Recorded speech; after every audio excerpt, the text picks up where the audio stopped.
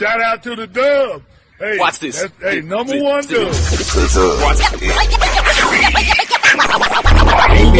Football talk is a big hit. Sunday nights to Wednesday nights, we striking a match cause we lit. Y'all know the name, we call it the Dub. On Friday nights, it feel like a club. Getting that VIP treatment on the sideline, they showing us love. Great interviews, go hoods, putting in work, go good. Texas youth and high school talking to page on Facebook, hold up.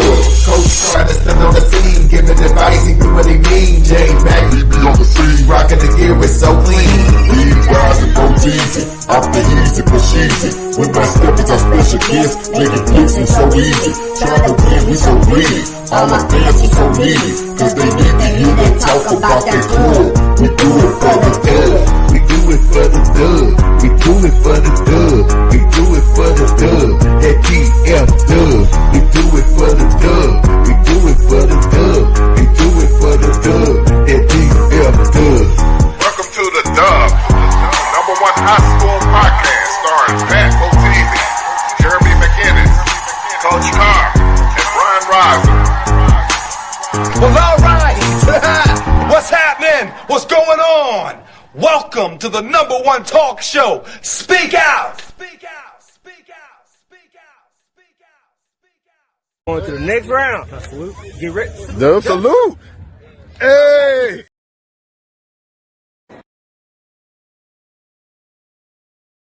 All right, 3, 2, 1, we on. Yo, what's up? It's the Dub, your boy J Mac. I'm here with Coach Ward, defensive coordinator. Hey man, I'm gonna be honest with you, man. We got a little, we was cruising, we was sleeping, then we got woke up at the end a little bit, but it's all good. We don't apologize. Tell me about it. You know, you get in these games and you go up 4, 5 scores, whatever it was, and you got guys kind of dropping. You know, some guys coming off injuries, and you like, man, you go like this week. You know what I'm saying? We did the same thing last year. We were up 42-7. Right. Put in the extra guys. They scored 24. You know, that's how they are. They're gonna keep going. They're gonna keep scoring. Right. They're gonna keep trying to score. It is what it is. But I will say, man, in the beginning, I thought you guys played great defense. Absolutely. The game, 3.5 quarters. Yeah, 3.5 quarters. Okay. Hey, right before it was supposed to be 49-10. Well, I was speaking mainly the first half. I loved the first half. Yeah. I really did love that. And it just seemed like, man, y'all just kind of imposed your will, and really was breaking them down until they got a little rough. Yeah. You know, but I mean, that's typically, you know, it's the playoffs. You know, they're a good football team. They got good players. They got good coaches. You know, we respect them cats. We know them cats do a really good job. And you know, when you get in these games, the goal is to win. That's it. You know That's it. And you always got to think about, you know, the youngsters, the cats that's right to line up against Duncanville next year. You always got to. Yes, you always got to make sure they can get in the fire. I think that's something that we've done year in and year out. We find ways to sneak them in here and there, and you know, they got some onside, and they made it. They made everybody stay in the stadium. At the end of the day, the next team will have to see us the same. Salute. What it do? What it do? We back, fellas. We back, man. Sunday night. We got something to talk about. Got a little bit to talk about. You know what I'm saying? We got a little stuff to talk about. We got my man, still been in the background, young protege Solomon. My man Solomon Mays out here with the scouting report, man. Oh yeah, doing big things on YouTube, man. He breaking it down. He got it right there in the background. Y'all got to go to the YouTube channel. Yeah, check him out.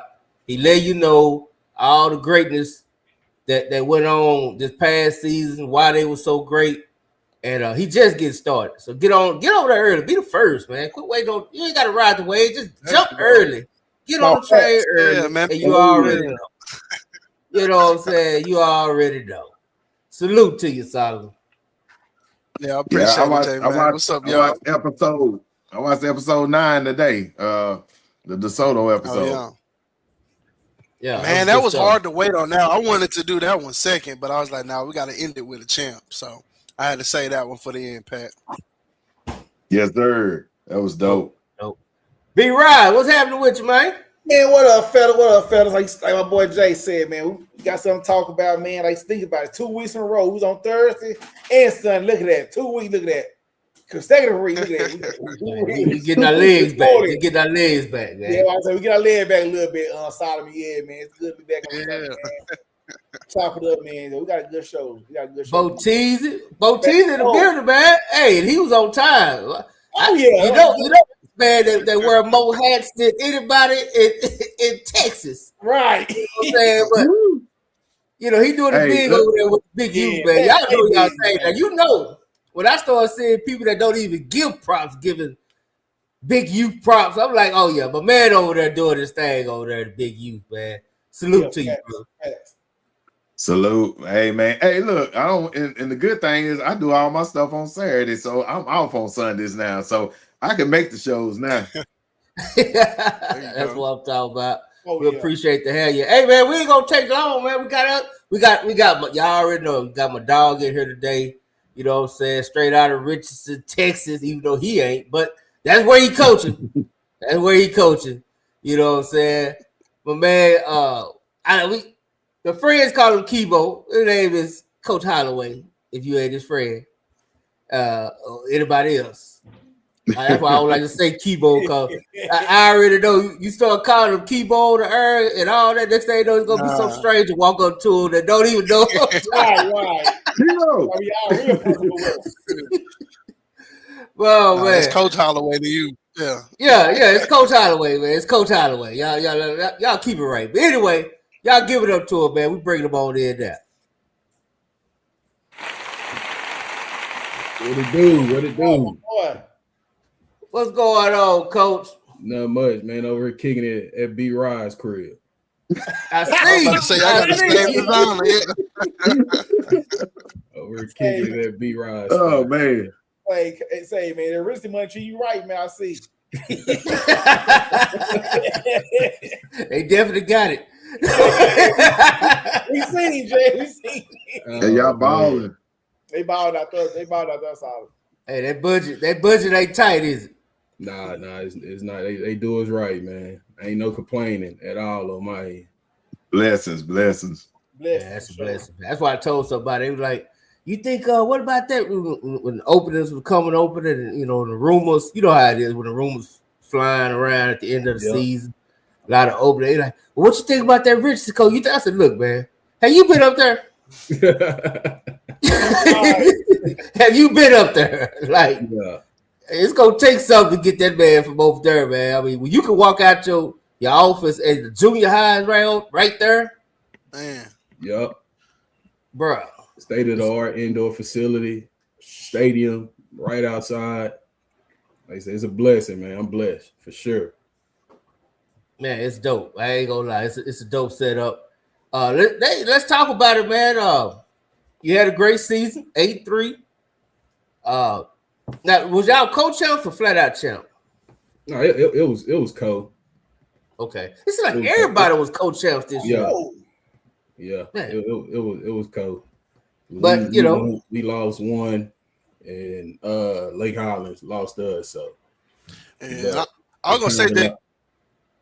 I know that sucks, but like that's a telltale sign of a district that's at least competitive, right? At least that means your district is so competitive. We might have 2 champions at the end of the season. So good problems. That is true.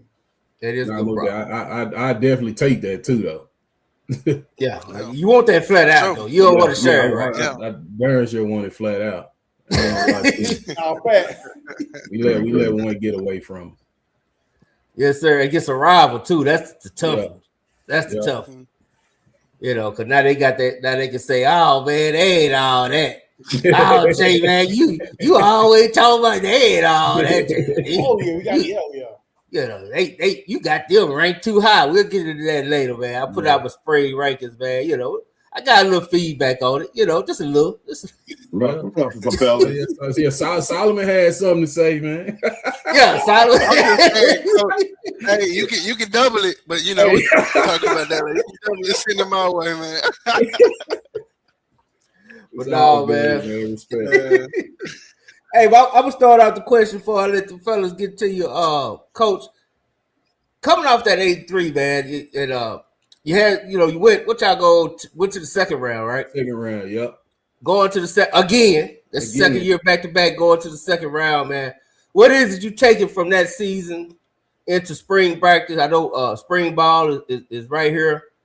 You about to start it up soon.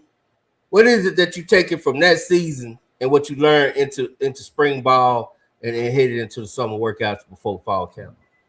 Yo, man, 2025 season in the year, for Richardson football was great. Feel me? So there was a lot of great things that happened, a lot of history made, a lot of droughts that were broken multiple times throughout the season. And just being real with y'all, J-Mac, I'm always be real. We lost a lot too. So, but we also got a bunch and a lot returning. We're returning. Our freshman team also won the district championship, and they were outright. It wasn't no code for them. They were outright. Okay. And our JV team finished second. Like I said, we were one game away from sweeping the district and winning district championships on all three levels for the most part. So, like I say, lost a talented group, a lot of seniors, and we lost 28 seniors. We're returning like 26 that played. We're on the varsity team out of that 20 last year. Out of that 26 that was on the varsity team, probably 16 of them contributed to a lot of our success. So lost some talented kids, but at the same time, like I said, we got some returning to where I love our chances against anybody we face. And so for the most part, like I say, our foundation is being built. Like we not trying to rebuild it. The foundation was laid in year one. So you already ready. Yeah. I let my coach go ahead. You got something, Pat? Yeah, Coach. Man, congratulations on the season last year. Unfortunately, I went to your last game of the season last year. Yeah. Again, got the and I promised one of my former coaches and my lead that I would pop out to a playoff game, and I went to the Capel game, and I think you guys just kind of got off to a slow start on that one. I think it ended up. I think at one point it was 14-7 or 14-14, and then it kind of got away. Yeah. At one point it was 14-7. Matter of fact, we were driving down to go tie it up to be 14-14 and end up not going our way. But like I said, we had our chances in that game. I agree with you. We did. To the first play of the game, we threw a bubble to our dynamic receiver, Damian Crow. So I thought it hit the ground, but the ref say, hey, he caught it. It was a fumble. So shoot, they got the ball right there at our first play. And like I say, our defense, they wasn't ready for that sudden change that fast. Normally our offense would go 3 and out. You get your mind right. Exactly. Yeah, it did get off. I mean, like you said, first play, it was just like, God, no. Yeah. And but like you said, when y'all got in there and y'all scored and stuff, I saw the emotion on the sideline. The coach actually got a video of that. J Mac, I'm mad at myself because I could have got that to you to show at the beginning of the show. I'm gonna have to look for that video. But yeah, I had video from the sideline, Coach Moshe getting the boys ramped up and stuff like that after the score. But yeah, man, I enjoyed seeing that. And I ain't gonna lie, I didn't like that stadium I had to play in. Boy, that was the weirdest looking stadium I ever seen. It was tough fight in the stadium. Like I said, that second round, I know the longer you play, it get tougher. But that was something me and Coach Wiley agreed upon. It was kind of that midway point between both schools. So it kind of worked out for us. It was different. Now one of us played at that stadium all year, so. But it was just a weird looking stadium. Like y'all sideline just like I ain't never seen nothing. What was it at? We played at Andrew in Carrollton. Oh wow. I know about that stadium. Yeah, I know about that stadium. Yeah. Oh, you know what else was weird about that game, Coach? You remember the clock wasn't working either. Scoreboard. The scoreboard and the clock wasn't working. So the radio was keeping us updated with the time. How much time we had. It was such a surreal game just because all those weird circumstances. I was like, God, no. But I got to see Coach Bullitt, Terrence, know him, got to see Jacob Watson. And man, and I heard that Jacob Watson ain't up there no more. Yeah. He ended up moving, man, going across town, man, to the rival. Man, I was he at went to the Bergman, so he went over to his cousin them house. I told man, he went to the op. Yeah. That's tough, man. That's tough, man. I think he was up and coming riser, you know, most a definitely. young player that had a little juice to him and stuff. But I'm pretty sure y'all have y'all got more in the cupboard. Y'all have some people most ready to definitely step up. do. Like you say, all right, we got some young guys, freshmen, and also some guys that played on the JV team as well. Like we've been working pretty hard all off season, so I've been able to see those guys since we got back since January. Just see that progression they've made up until this point. Like you say, we've been putting in that work. Like J-Mac knows, anytime somebody show up, they're gonna see us in that weight room. And when it's time to go outside, they're gonna see a different side of us too. Like I say, I love the talent that we do got returning in the program right now. I know we'll be fine. It all start with that mentality, and we most definitely gonna put that mentality in those guys. My last question, I pass on to the other guys. We got a quarterback replacement yet? Oh yeah, most definitely. Like I say, we had to go out and play today. A guy by the name of Nash Harder, who started some games for us last year at the receiver. He was our backup quarterback. Dynamic kid. He's 6'4". He's added about 12 pounds this offseason. Could throw and could run. So it'll be real. You said Nash Hard, coach? Yeah, Nash Harder. And then we got a younger guy that's a freshman, Eric McElroy. He's dynamic too as well, left-handed kid. So he's gonna push Nash this spring for that starting spot. Yeah, I remember seeing him in the fall. Yeah. I mean, last year when I came up there. How big is that freshman I got? Eric about 5'8". He about 158, 160 right now. Okay. Yeah, because he looked like more. Well, I mean, he was a nice athlete. You can tell he's an athlete. Got a Dez White. Yeah, well, he go here. I'm sure he was. He go here growth spurt. Yeah, he is. His brother actually is in college right now. He goes to Henderson State.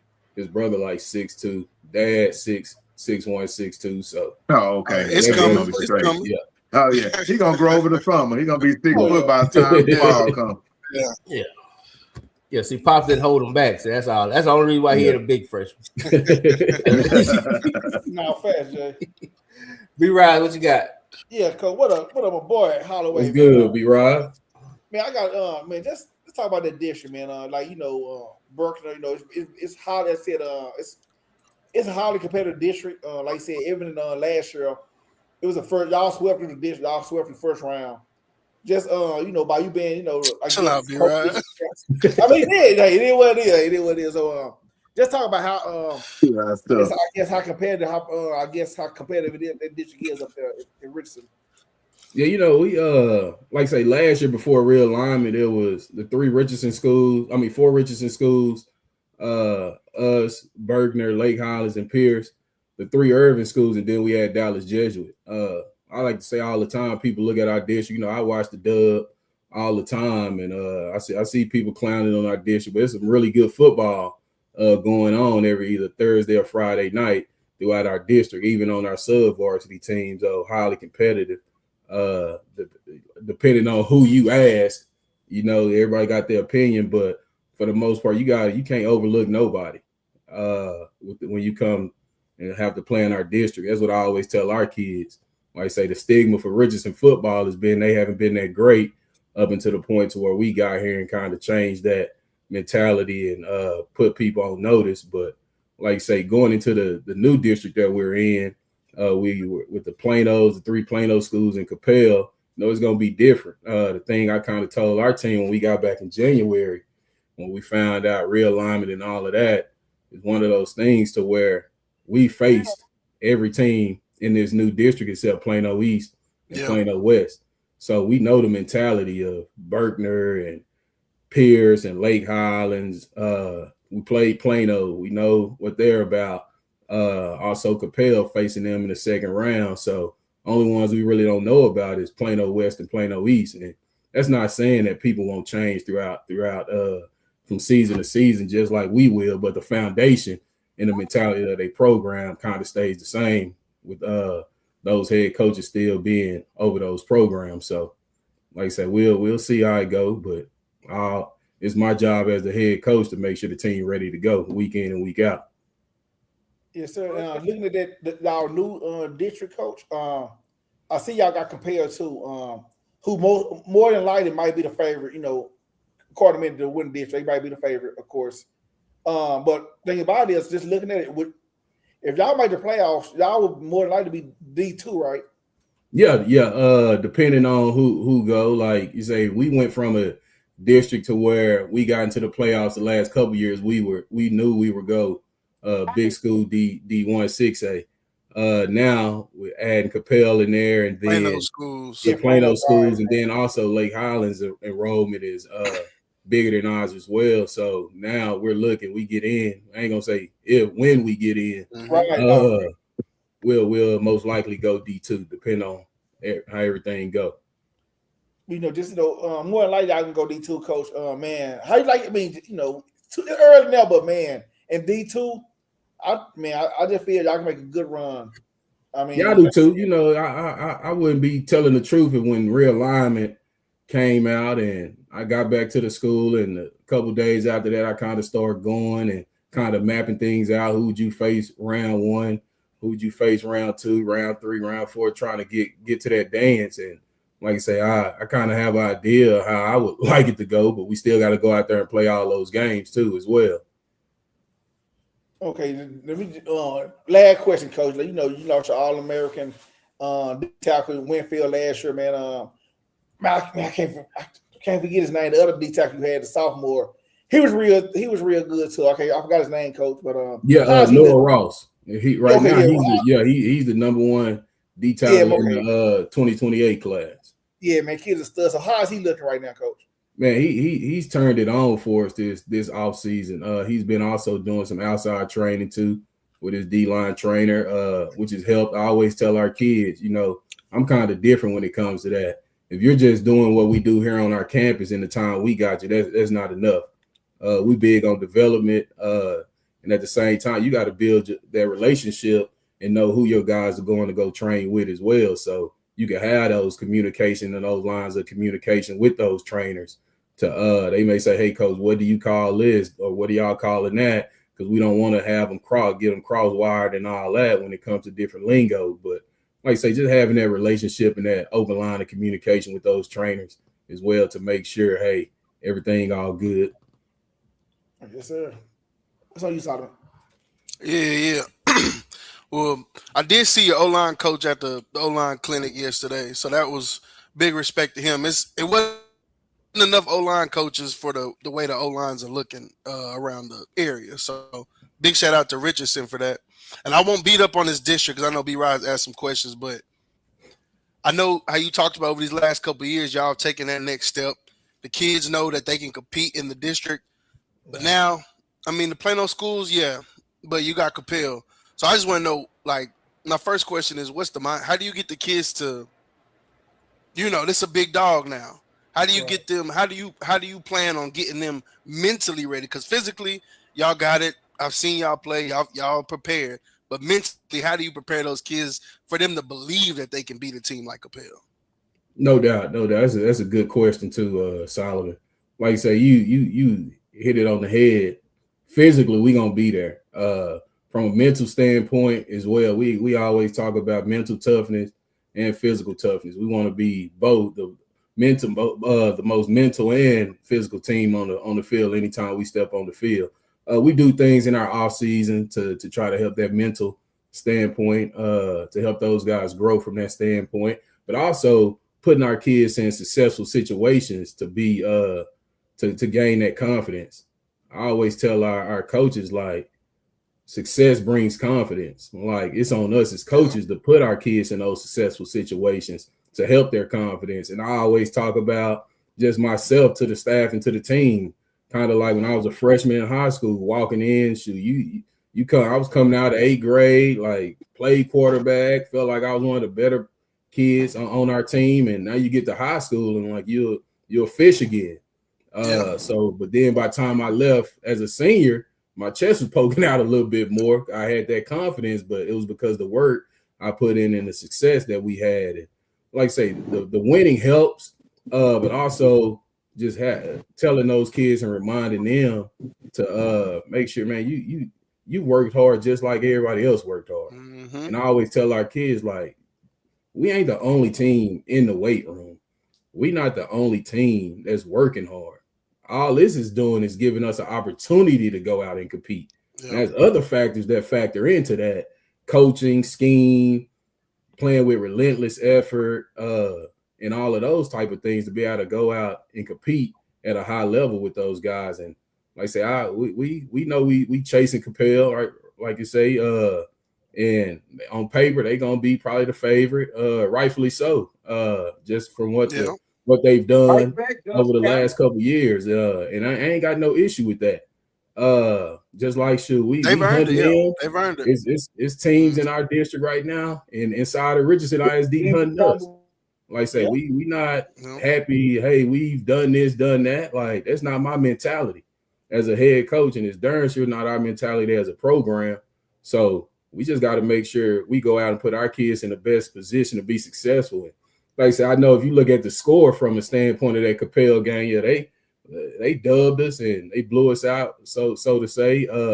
We had a lot of success in the run game versus those guys. And me and Coach Wilder, we talked the next day after that game, and he expressed some things to me, just like I expressed some things to him, just kind of what we both were thinking going into that game about each other's program. So, okay, you kind of led me to my next question with that, because I hear Coach Todd when he talks about his preseason and when they lose those games, and so I guess at the Capel game, what did you see from your kids? Was it like the moment was too big for them, or was it, hey, shoot, we might have lost this game, but the kids were ready, they weren't scared? Like, so what did you see from them in that game? I think, like I said, we didn't walk into that game. I didn't think, looking at our team, like, hey, they're scared. I think how we started the game, it hurt us some, and then we kind of started recovering from that. When they got up 14-7 on us, we got some momentum coming back on our side. We just kept shooting ourselves in the foot. And then you look at, it got out of hand a little bit right before halftime on us. One thing I say, we fought to the end from that standpoint. And like I said, those young guys, it helps for those young guys that were on the sideline and got that experience, because they know what to expect for this upcoming year, at least from that program that we faced in the second round. And I challenged those guys when we got back in January. I said, hey, the standard has been set and the bar has been set here at Richardson. Like, we got to find a way now, starting with me as the head coach, and changing some things, how we do some things, even with our staff as well. How do we get to the Elite Eight, no matter if we're going to D1 or D2? Like, our goal now is to get to the Elite Eight and further. We know what winning the first round playoff game feel like.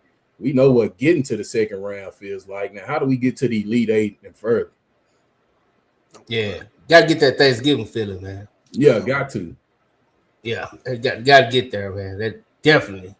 I was looking at that at your district. What is your pre-district games? I know week 3 because I'll be there at that one. Yeah. Yeah. I'm sorry, Solomon. Was you finished? My bad. No, you good, because I was gonna ask him what his preseason games were too. So now we good. Yeah, no, this will be our 3rd year in a row scrimmage in Arlington Bowie. We'll start out with them. Yeah, I'll be there. A great scrimmage for us. We'll go out to Bowie again this year to scrimmage them. The last 2 years we hooked it up. We got some real good work versus Coach Sam in this program. Then week 1 we'll play Wiley East. Week 2 we'll play Garland, Naaman Forest, and then week 3 we'll play Mansfield Timberview. Oh yeah, that's the game. Cool. I like that. Okay. Yeah, that's the J-Mac Bowl, man. That's about two of my favorite coaches right there. They're my guys right there, man. That's gonna be a good one. Yeah, that's gonna I like be that Naaman Forest one, Coach, because that one's gonna test you in the trenches. Naaman Forest got some big D linemen, and then some good physical D linemen too. So I like that game for you because if you get the trenches right before district, that can help catapult you a long way. So I like that name for us. I'm an offensive guy and Solomon, so I believe in the trenches, man. In college, I played tight end, so I had the best of both worlds. So it started in the trenches. Like you guys, J Mac. Yeah, we talk about that. That's usually when me and Coach talk. That's usually the topic of the conversation. Definitely gonna be one of them. Is what. Yeah. And speaking of that, I mean, we can go straight there before I head to your coaching staff, man. You got an offensive tackle. I still don't know if Simon done checked him out, but tell us about this offensive tackle you got over there. Man, yeah. Jasper and Gokery. About 6'6", 295. I always tell people I think he the top in the country. Like he the type of kid gonna do everything he's supposed to do. Ain't gonna have no issues in the classroom. Right now he on track to graduate early in December. So that'll be great for him. And like I say, he's highly recruited. But one thing I tell people about him, like he really started playing football in the 7th grade. And his sophomore year, he broke his finger and he had a pin in his finger. He could have played, but some other things happened to where we just kept him out for the season. So he missed 8 games his sophomore year, had a bunch of offers, and like going into the summer, he was just like, hey, Coach, what do you think I got to do to hit that next wave of offers? And he's not a kid that's like so consumed offers and rankings and all of that. It was just like, hey, how do I get to that next level? And I said, Jasper, for one, you were hurt as a sophomore. People that came and watched us practice, they see what you could do. They see you now. I say, hey, but this coming up year, man, you gotta be nasty, man. You gotta dominate people. And that's what he ended up doing for us. And I always tell schools, and I'm a firm believer in I was able to coach at the college level. That's how I started my career. And I've coached guys that went on and played in the NFL and had good careers. And I tell schools when they come in, hey, depend on where this kid goes at the next level, like he has the opportunity to continue to develop. He's going to be not just a first round pick, a top 10 pick. That's how strongly I feel about it. He can move. He can. I like that he said that because, and I can kind of tell he started because I had, like I said, my best friend went to Texas. He didn't start playing football until about that time.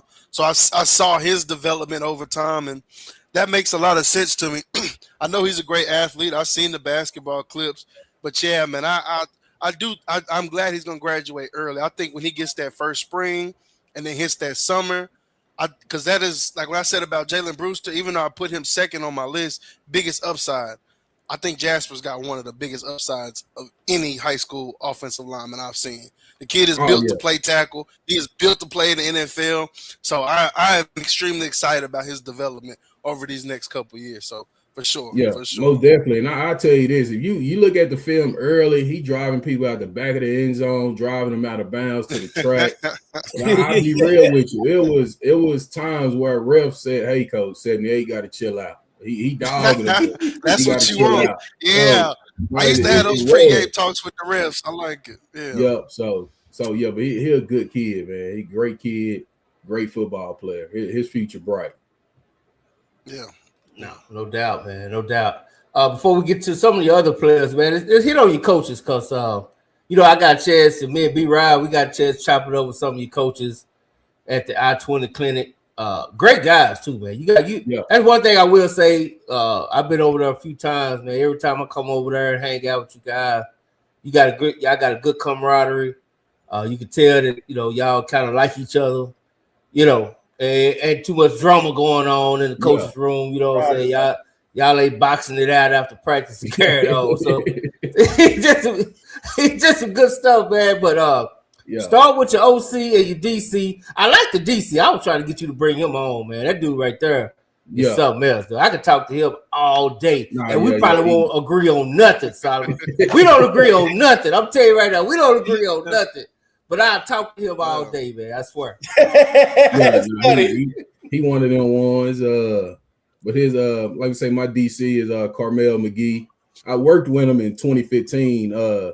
He was our defensive coordinator at Skyline. You know, he was with Samp and Todd, all those guys before Samp left and went to Duncanville. He actually stayed to be the DC at Skyline for a couple of years. So I had the opportunity to work with him. And then when my DC job came open last year, he's really one of the first people I called and just piqued his interest on it. He came out, saw the kids work out, saw how I was running the program. And like I said, I offered him the job. He ended up accepting it. It's been great for us just because the type of mentality he has, and really a bunch of guys on our staff. You know, some guys are still growing. We're going into year 4. But for the most part, he's been able to coach in those big games. He knows what it looks like to go into a big game and have to get ready and go face somebody that may be thinking, hey, we finna go over here and do these guys pretty bad. But he puts together a great game plan from a defensive standpoint, as well as our defensive staff to help give us a chance. And like our defense plays with an edge too as well. And that's what I don't feel. I don't think a lot of people factor in. You know, like I said, we talked about it earlier. Man, we lost a lot. I know everything, whatever everybody else got in their refrigerator too in our district and what they lost too. So even around the area as well. So from that standpoint, like I said, I was getting to, like, a lot of people don't factor in the mentality of the head coach and the mentality of the program. And I think that's why, like I say, I keep those receipts. You know, I don't say a lot. I may shoot J Mac a text or something and we laugh about some, but I see people sneak dissing on Richardson and all that. It's all good. Those receipts get kept. They've been getting kept over the years. That's why we doing what we doing. But from that standpoint, but yeah, man, he's a great coach. Has a lot of passion, has a lot of energy. Great teacher as well. And that's one thing I love about our staff. They're great teachers. I tell them all the time, if you terrible in the classroom as a teacher, you're going to be terrible as a coach. And like I say, me as a head coach, yeah, we want to have a certain type of mentality, but I'm big on player development too. From that standpoint, it's on us as coaches to develop our kids day in and day out. We ain't going to make no excuses. Like my staff know, don't even fix your mouth to say excuse. You know, I'm going to shut it down because I ain't going to make no excuse. If something didn't go right on a Thursday or Friday night, it probably didn't go right during the week, and that's my fault as the head coach that I didn't catch it. I know I kind of started talking about that a little bit, but from a standpoint, like he's brought a different type of edge and mentality to our program that we needed. Like I say, my OC, they really co-OCs. Monty Green is a guy I coached when I was coaching college at Abilene Christian, and then he coaches our receivers as well. Then Alan Copeland is one of my college teammates I played with at Abilene Christian. He's our offensive line coach, co-OC as well. So we work together. You know, I still call the plays, and I always keep it real with them. I say, man, I don't know if I'm ever give it up. I was talking to him. I didn't know you was the play caller. Yeah, I did not know you was the play caller, man. I didn't even. Yeah. So I know who to call direct when I don't like. Most definitely. But they say week to week, our entire offensive staff, man, they heavily involved in the game plan. I listen to their ideas, and I always tell our entire staff, man, I don't want yes men. Like, don't tell me yes to stay on my good side. Like, if you feel strongly about something, speak up about it. If you feel like we could tweak some, let's look at it. And if I agree with it, hey, I agree with it. If I don't, we move on to the next. So it may be something in week 1 you brought to the table where we facing somebody in week 7 or 8, and I may bring it back up, and it may we may use it that week. So that's the great thing about our offense too. We multiple, man. We're 4 receiver, 3 receivers, 2 tight ends, like 2 back, 20 personnel. We do it all, man. So yeah, and you could tell too. I just always, like I told y'all in the coaching clinic, man.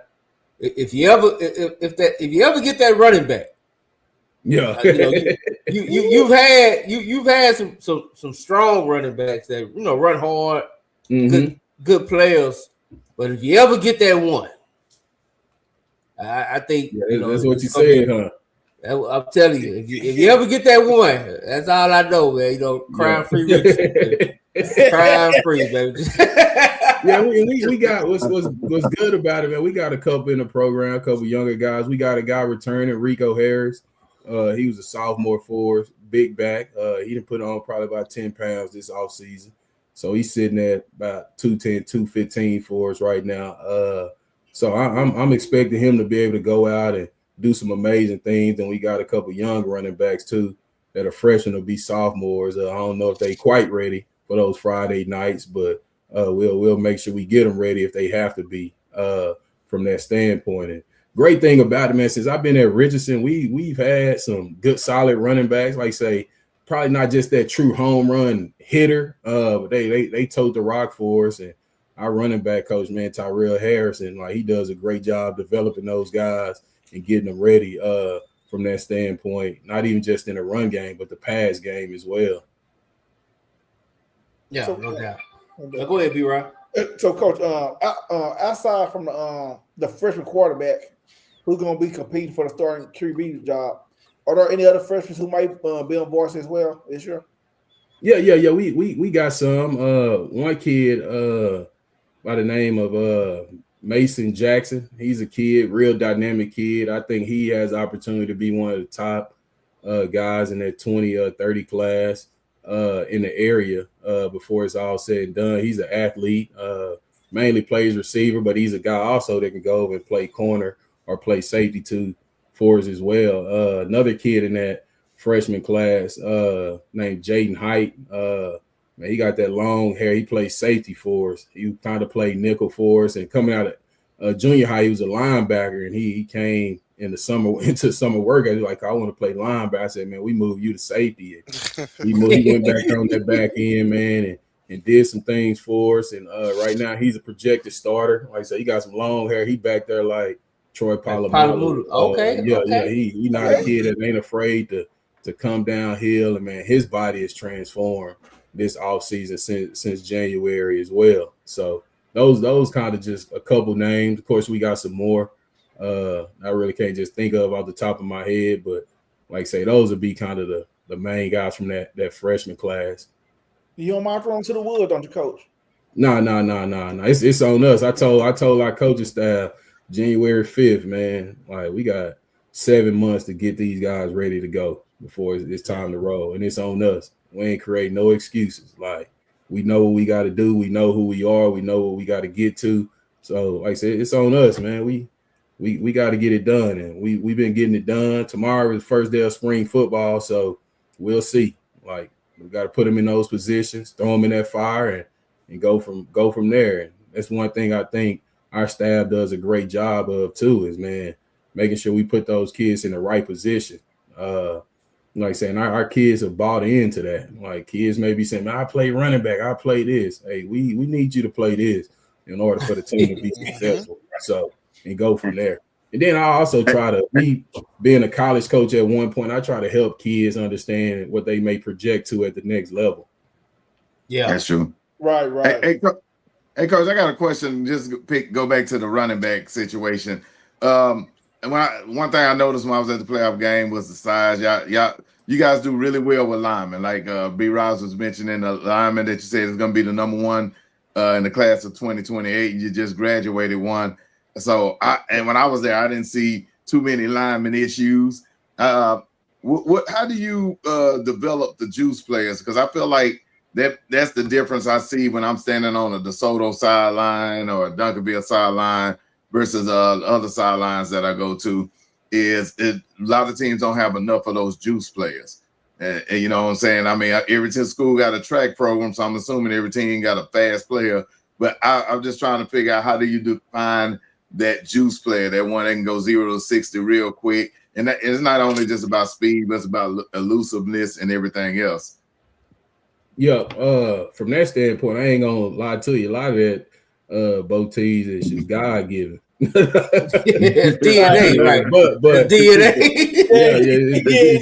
It's more than just being deep in rap. But from a standpoint, like you say, you try to. I always challenge our coaches, like say, big on development, but also challenge our coaches. Like, hey, if we kind of talk about tiers, you got a tier A guy, like he the best probably in his position group. You got a tier B or tier C even we know we got some tier D kids. Like our job as coaches to get them to that next tier. And if he's a tier A guy, not saying, hey, you got everything figured out and you do everything right, it's like, how do we now find the intricate details to help him grow even more from that standpoint? So just going back to that development piece, and also, like I say, meeting those kids where they at, man, understanding, like, to help them. Like, I have our kids all the time. Raise your hand if you want to go to college. And for the most part, we have probably about 95% of our kids raise their hand saying they want to go to college and play at the next level. So I know they also out there watching YouTube videos and all of that type stuff, man. Trying to figure out, trying to be the next Odell Beckham or Justin Johnson and all of Jefferson, I should say, and all those type of guys from a receiver standpoint. So really just trying to fine tune those guys and help them from that standpoint, and also put them in position to be successful. Like I said, I can't stress enough I'm an offensive guy. So, man, my people that really, really know me, yeah, they know Kibo, but the people that really, really know me, man, they know I ain't gonna lie, man, it's football and my daughter. That's it. I like it. I like it. Let me ask you one more question. Yeah. Just speaking of the talent and hey, if they natural born, do you guys kind of deal with the 7-on-7 circuit? Because there's a lot of receivers out there just going crazy and doing their thing and stuff like that. And I know a lot of people poo-poo on it, but I feel like you can find some of those juice players out there in the 7-on-7 circuit. No, that's true. One thing I know 7-on-7 probably over the last couple of years kind of been getting a bad name. Club 7-on-7, coach. Club. Yeah, not SQT. Yeah, for different reasons, but at the same time, I feel like 7-on-7 is good in some ways, especially for quarterbacks and receivers and even DBs. Like from that standpoint, our quarterbacks know we ain't just for to go out there and just slang it around. We reading coverages and things I'm looking at from our receivers, like, hey, if you're on the backside of the concept, are you jogging off the ball or you running full speed?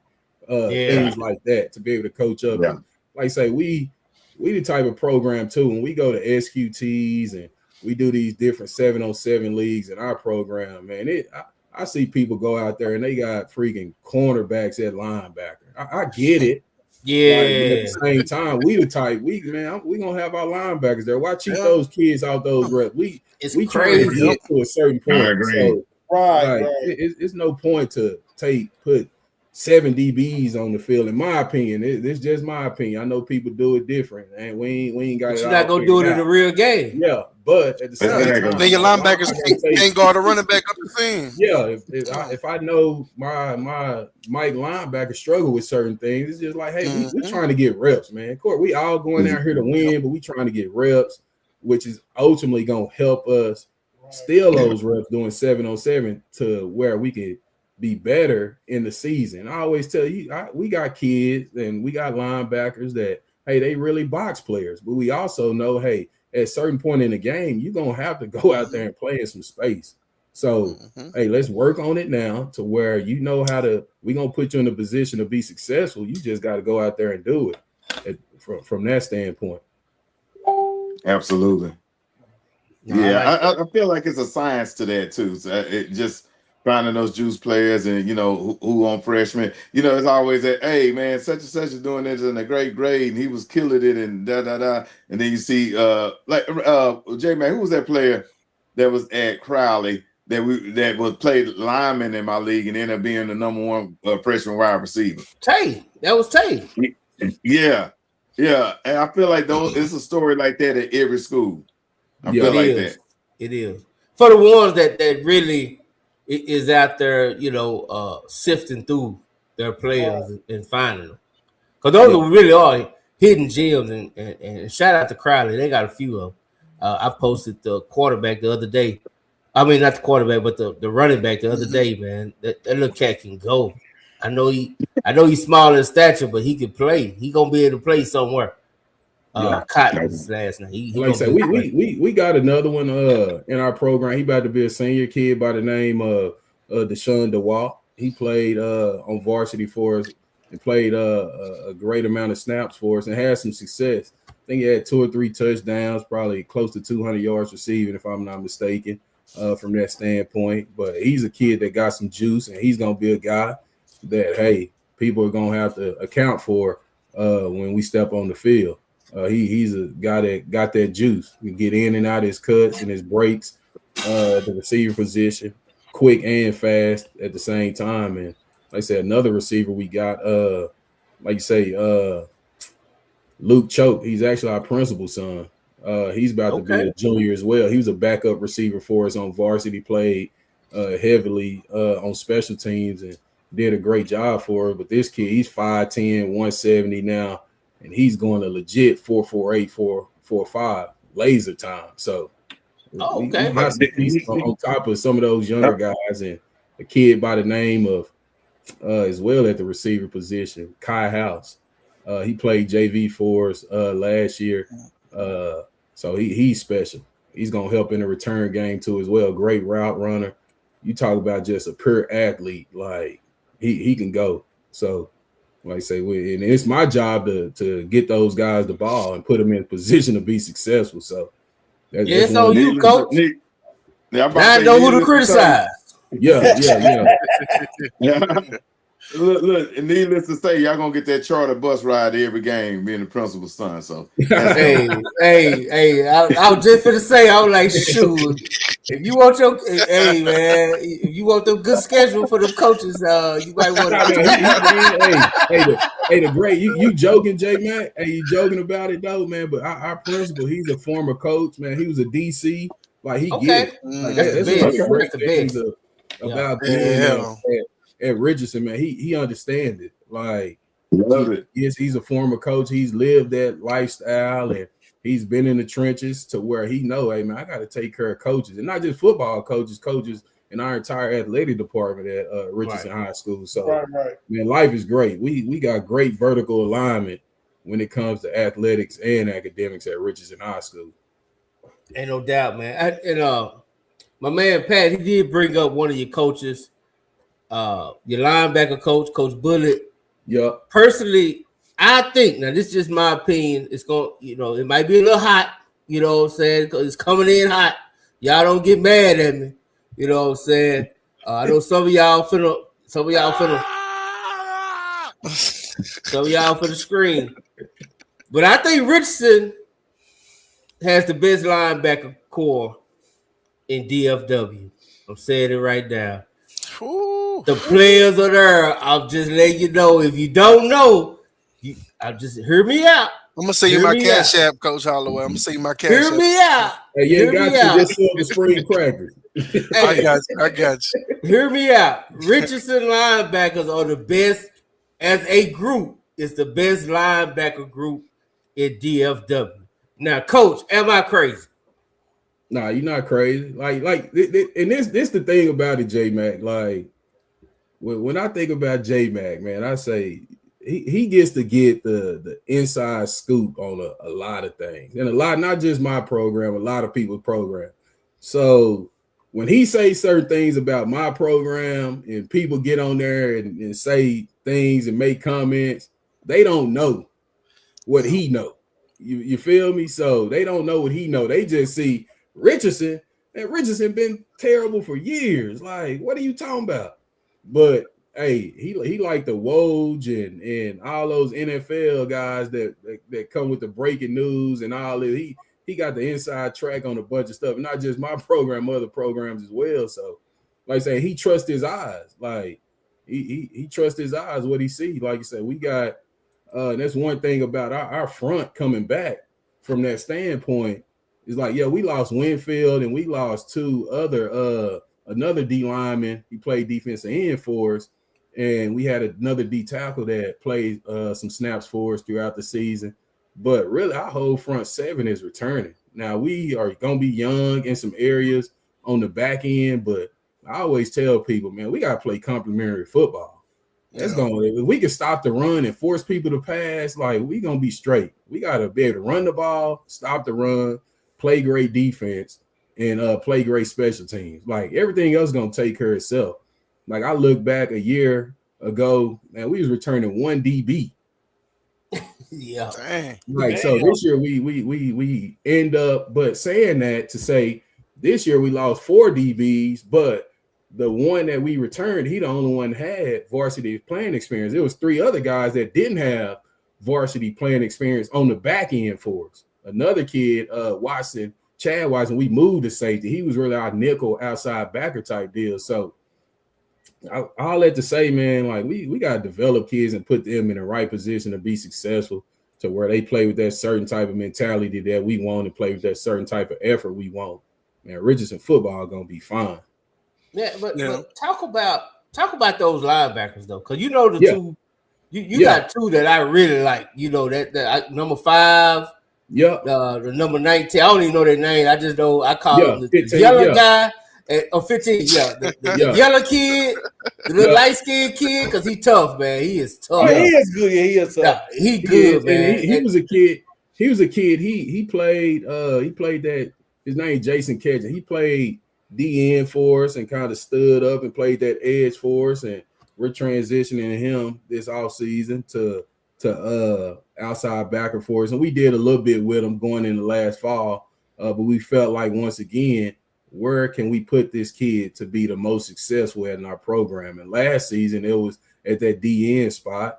Going into this year, it's at that backer spot. Like you say, Jason's about 6'2", 6'3 and a half, freaking long, like a freak of nature, man. Can run, great athlete. Like I said, he'll be a junior for us this year. I'm expecting big things from him. And like we gonna see in a couple weeks when these colleges start coming back through. He gonna blow up. Before it's all said and done, he gonna be one of the top 2020. What is that? 2029 backers in the state. So, but yeah, I'm really expecting him to have a great spring and a great fall for us. Then the other kid, Michael Swanks, he's about to be a 2-year starter for us. He was a backup as a sophomore. Swanks is about 6'1 and a half. About 205, 210, could play inside and play the wheel for us, hit you and come downhill from that standpoint. But one that J-Mac didn't mention, I know he talked about those 2, man, but our Mike linebacker, Jack Lee, he held it down for us. Yeah, like I knew in the 8th grade, when I first got the job, this class that's about to be seniors were 8th graders. It was a spring in the 8th grade year. And I went to some 7-on-7 games and watched him move around. He was playing tight end and back. I was like, then I found his name was Jack Lee. That's a linebacker. That's name. A linebacker name. Yeah. He's one. Like you hear people talk about all the time about building your defense down the middle with them D tackles and Mike backers and them safeties. Like he's one, man, that Winfield and a bunch of other guys got a bunch of credit, but he was the one that made our defense go, made sure everybody was lined up, made all the calls, and like a true captain. He's one of our captains too this year, so I'm expecting big things from him. He got banged up in that Lake Highlands game. His season had a season-ending injury, but he's progressing further along than the doctors expected. Man, he's gonna be ready to go by the time we start the year. So, and they ain't none of them afraid to hit either. No. Screws on people. Yeah, that's what I remember the most. Yeah, that's what I remember the most. I was impressed with him. And B. Riles, remember, he was there. Courtney daughter, he was there with me. They know you got some. And talk about your coach, man. Coach Bullitt. What has he brought to your program as a linebacker coach? Yeah, he won, man. You know, he played the position. Like he came out of Naaman Forest out of high school and then ended up going to go play. From what he told me, he was a safety. Then when he got to Tech, they transitioned. So, you know, the kids, they always want to know, can you do it? So the kids gonna Google you and go try to find. I had a kid last week say, "You tried to go find your highlight." I said, "Man, my highlight on VHS, man." Y'all talking you try to go find your highlight. You be talking all this stuff, man. We thought you. I said, "Man, my highlight on VHS, man." Like, what's that? I said, "Don't worry about it." But yeah, now back to Bullitt, man. He a great one, man. You know, he like I say, he big on that development piece too, and those kids, they listen to him because they seen he was able to get to the level and play at the level that they want to reach. He gonna make sure they fundamentally sound. He gonna make sure we tackle. We big on tackling, man. You gotta be able to tackle too as a defense. Like, you got to be able to play with that edge, and you got to be able to communicate. And that's one great thing I've seen just throughout our OTAs that we've been doing over the last couple of weeks, man. Our defense, they flying around, they communicating with each other. And, man, you see guys pointing and yelling out certain things. Like, we didn't, being real with y'all, we didn't see that in January. They were young, quiet, but now you hear a lot of talking. You see a lot of pointing and communicating with each other. So that got me excited, man. Especially last Friday. I'll be real. That was one of our best days we had. So we just got to keep that going into. They're gonna be excited tomorrow, man, for that first day of spring ball. But you gotta trust the process too. Now I've been asking you, Coach. All y'all practicing on the 24th. Let me see, man. I'm gonna send this to you too. Hold on. You've been telling me that for 2 weeks. Yeah, Coach. I've been on your butt about it too, Coach. I need it. Yeah, let me see. Yeah, I mean, if you don't want no company, just say you don't want no company. That's what it feel like, J Mac. That's what it feel like. It's door closed. Like that, Jay. That's all I'm saying. It's a Friday too, J Mac. Yeah, we practicing on the 24th. That's a Friday. Yeah, we good. Yeah, well, I'm saying it because my birthday the 23rd. I'm off work that week, so I can pop up on that one. Yeah, I can pop up on the 24th. Be there, man. Hey, I'm gonna be there. Morning practice, right? Yeah, morning practice. Going in the morning, man. I'll bring the donuts, man. I'm gonna pick up the donuts for y'all, man. I bring the donuts. I got another question for Coach too, man. Because what's something? So if you watch a Richardson game this year on film, and I need an answer for offense and defense, what is something that no matter what, no matter who we play, no matter what it looks like, this is what you're gonna see on our film? You're gonna see a physical team. You're gonna see a physical team, man. And that kind of go back to what I was saying. A lot of people like that talking and analyzing things. And I heard, I can't remember if I read it in the newspaper or he said it in an interview, but Bob Wager, this was around one of the first years I was at Skyline. He said a lot of times, man, you want to see the mentality of the team. Look at the head coach. What's his mentality? My players and people around our program, our coaching staff, and people that they know my mentality when it comes to football. And like I say, man, I graduated from Skyline, ended up having to go junior college. Man, that JUCO life real. I went to Kilgore Junior College, and man, they put us through some things that tested you mentally. And that was back in 05, 06. Some of those same things I had to go through and endure that helped make me tougher mentally and physically. So I put my team through it because I know it's gonna work. And I know where it's gonna get us, and it's gonna get us to where I really want us to be, and along with other places I've been to as well. And that's what I tell our coaching staff, man. All y'all want to be head coaches one day. It's things I know I do that y'all like, and it's things I know I do that y'all probably don't like. I was the same way as an assistant. I took things that I like from different head coaching and programs that I was a part of, and also it was things that I didn't like. I was like, okay, hey man, if I become a head coach, and when I become a head coach, I probably ain't gonna do it like that.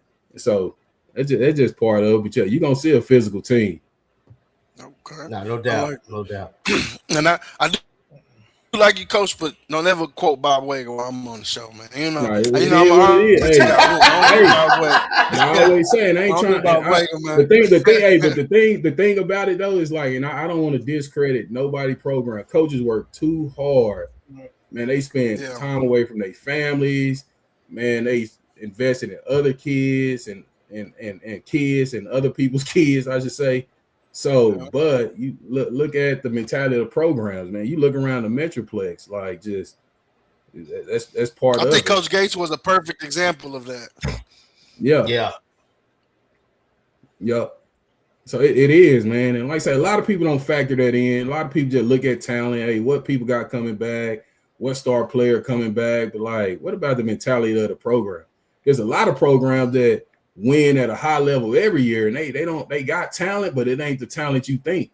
Like we've got a bunch of kids that are programmed kids in our program, like to where they gonna show up every day, do what they supposed to, work with relentless effort, play with relentless effort, and you need those guys too, man, to win those games. Yeah. Speaking of which, man, I mean, you haven't had your first assistant become a head coach yet, and I do need to give a shout out to Coach Trey Bryant over there doing a great job at Berkner. We need to get Trey back on, man. I need to reach out to Trey, because he's had a few head coaches now. What is he at? I know he had 2. Is he at 3 now? Coming out? He had 3. He had 3 from his coaching staff. So do you see, that's coming off your staff? I know you got some impressive coaches. I think Bully's going to be a head coach one day. I think your offensive line offensive coordinator is going to be a head coach one day.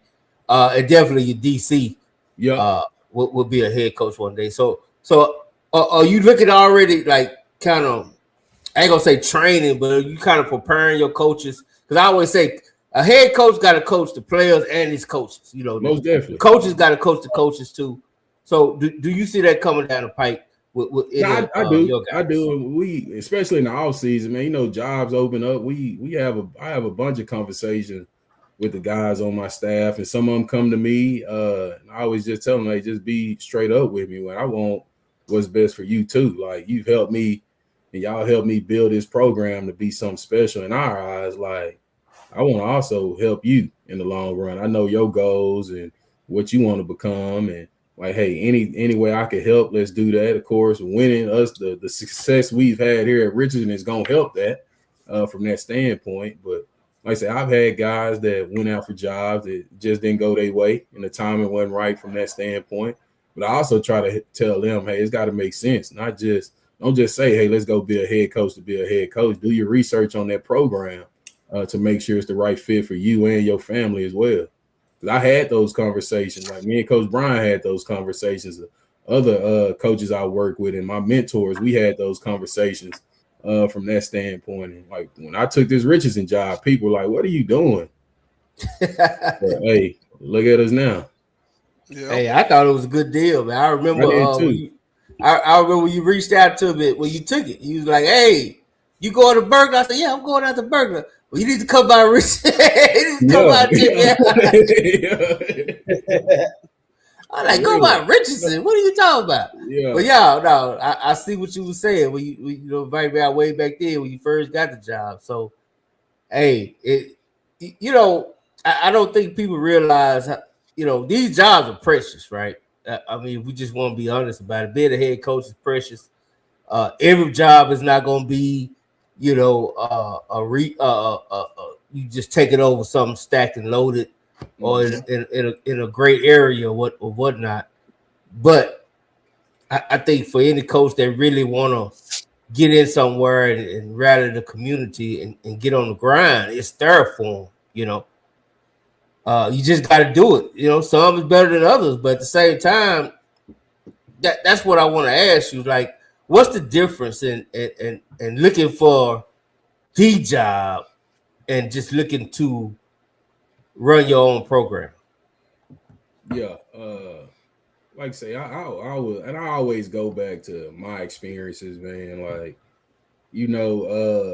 I went through that stage of, like, I'll be real, even when I was at Skyline as an assistant, I was like, and I had college experience, and I came back to the high school level, and looking back on it, man, I was like, I want to be a head coach. I felt like I was ready, but looking back on it, I wasn't really ready. So in my mind, I could really say, man, what was that? Probably 8 years ago now? Probably, 8-9 years ago. I'm like, man, I wasn't ready to be no head coach. But my mindset was I want to be a head coach. Yeah. But when I was able to, like, say, get to the position I was now in 2023, like, I knew for a fact, man, I've done everything in my career except be a head coach. I knew I was ready. As opposed to going back to 2017, 2018, like, man, I thought I was ready. Like I said, it's got to make sense. Like, don't just take a job to take a job, because that could be your first job, head job, and your last head job. Mm-hmm. Like I said, I joke with my coaching staff a bunch, man. We get out of practice and we send our kids to breakfast, and then they come back, they start getting ready for class. I was like, man, I admire what y'all doing right now, but I don't miss those days. I love it. They all start laughing at me, but man, it's kind of just like how I joke around. You got to pay your dues, Coach. You got to pay your dues. You got to pay your dues, and it's gonna happen when it's supposed to, and it's gonna be times where you got to put yourself out there. And that's one thing I had to realize, man. You know, I was the type of guy. I go to coaching clinics and I talk to the people I knew. Like I wasn't really walking up to people networking, and I kind of had to get out of that type of mentality to where I realized, man, it ain't about who you know, it's about who know you. From that standpoint, you got to put yourself in those positions and try to have those conversations and network with people to try to get your name out there as well. Right. That's you hit the nail on the head right there, man. And just getting Richardson was, I don't know if that was like a hidden gem because I don't know how other coaches saw that position, but I thought it was a home run for you. Like no, it was, and that was one of those things. Kind of how I talked about you, J Mac. Like you kind of got insight on certain type of things with different programs. What's going on in those programs, and I didn't so much have insight on what's going on inside the actual football program at Richardson, but I was in Richardson ISD, and I competed. We coached against Richardson High School. I knew, like, man, they got linemen, they got kids. Like, man, they got the facilities. Then I heard about how great the principal was. I was like, man, I gotta go after that. I owed it to myself, and like it ended up going my way, and I ended up getting it. And like I say, man, the rest has been history over the last 3 years, and we just got to keep that momentum going. But yeah, it was people reached out to me, like I said earlier, like, what you doing, man? You need to stay where you at. Y'all keep doing what y'all doing. It's gonna happen. But I knew certain things about the program just from the outside looking in, to where I'm like, man, it's a great opportunity for me. I gotta go. Gotta go through it. And it was one person I reached out to, and they told me, like, man, you owe it to yourself. You owe it to your daughter to go after this. You know what you want to do with your career. No, I had someone. I remember talking to a coach, man, that didn't think it was probably the best, you know, and we was talking, man, and I respect the hell out of this guy, but we was just going back and forth. I was like, look, man, you know, at some point, coaches want to be their own guy. Like, that's the dream, right? Like, at some point, you want to run your own program, you know. Yeah. And to me, it was just a home run, because when you look at it, I look at Richardson as the best of both worlds when it comes to you're gonna have your 2-parent house, you're gonna have your homes with 2 parents and stuff like that. You're gonna have the middle class, and you're gonna have, like I say, out here in LD Bell, out here in Hurst, I tell these coaches all the time, y'all need some apartment kids, bro. You know what I'm saying? So y'all, you got the best of both worlds out there in Richardson. You gotta get both of them, man. So you do. Yeah, you get the best of both worlds, man. I just think it's just a sleeping giant, man. It just needs the right coach to wake it up. Yep. No, I agree with you, man. Like you say, that's part of our community makeup, man. It's special, man. I'll never forget. I tell a lot of people after our first we had a meet the coaches event, and I remember I left that event with our community coming out and just meeting our coaching staff going into that first year. And I was driving home. I was like, man, this community deserve a winner. They deserve it. Like, the support was there from that standpoint of all facets of life. So, like I say, man, we've been able to do something real special. I know a lot of people try to discredit what we doing. Like I said, I keep those receipts, but man, as long as I'm the head football coach at Richardson High School, we gonna be fine. I promise you that. No doubt. You gonna say something, Solomon? Yeah, I was gonna say that's what I was gonna ask. Was it as much as, I mean, because it does sound like it had the right ingredients, but is it more Richardson was, ready to make that next step, or is this the Holloway effect? Not like it was, and I'm a humble dude, and I know a lot of times people say somebody's tell you they humble, but I really am, man. People that know me really know me. Like I tell our team all the time, man, I don't like the spotlight. I'm just the guy, and it come with the job. Yeah. Like I know being the athletic coordinator, head football coach, I'm gonna be in the spotlight. But I really don't like it. But I feel like being real with you, it was the mentality that our staff I put together, put into the kids and into the program, like helped us get to that next level. That's the Halloway effect, though, Coach. Yeah, like no, it is. You put the staff together. Yeah, it is. It was something that we brought to the table that was different from the, like I say, not discrediting the staff before me, because I know they worked hard too. But like I said, the things that we put into place, the systems we put into place, the type of work that we put in over the last couple of years has helped that. Like I say, one thing about it, J Mag and B Rise have been over there like, man, we work. We gonna put that work in. And we ain't running from it. And our kids know it. I got one question for you, Coach. Like you said, you co-district champs, make second round. Do you feel as of right now that you had your coming out party at Richardson, or do you feel not yet, or you feel like you're knocking on the door, or do you feel like, hey, we here now? Do you feel, you know what, we just need one more signature season or one more good win? No, I don't. To be real with you, like we put people on notice. Like this ain't the same Richardson that it used to be. Just being real with you. And then from that standpoint, we got to keep it going. Like I say, the standard has been set, and it's on us as coaches to make sure our kids are ready to go from that standpoint. But yeah, I don't think we arrived because we still got a long way to go from that standpoint. Because, like I said, I ain't gonna smile to, man, we in Jerry's world or the goal is 16 games. Holding that ball up. Like that's my goal. Like, and I tell our kids, man, it's how you speak to yourself too. Like. Like you got to speak that into existence. Like going back, and I can say this going back to January 2025 when I talked to the team. Ever since that day we got back and had our first team meeting, all we broke it down on was champs.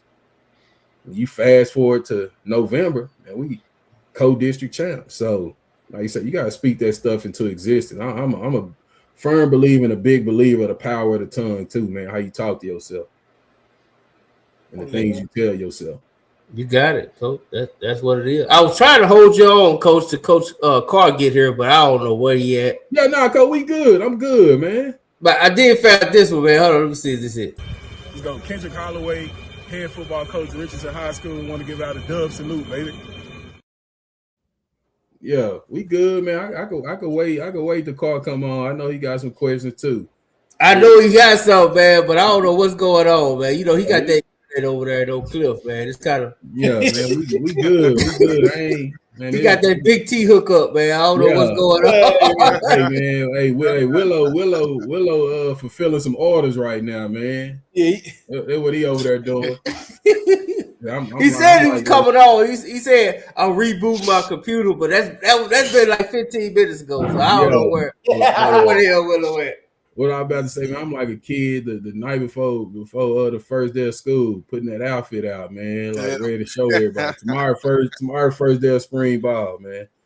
So I'm good. Let's get into that. So I know y'all gotta do 3 practices before you get in pass, right? Yeah, 2. You gotta have those acclimations. So Wednesday should be our first where we helmet shoulder pass. Yeah.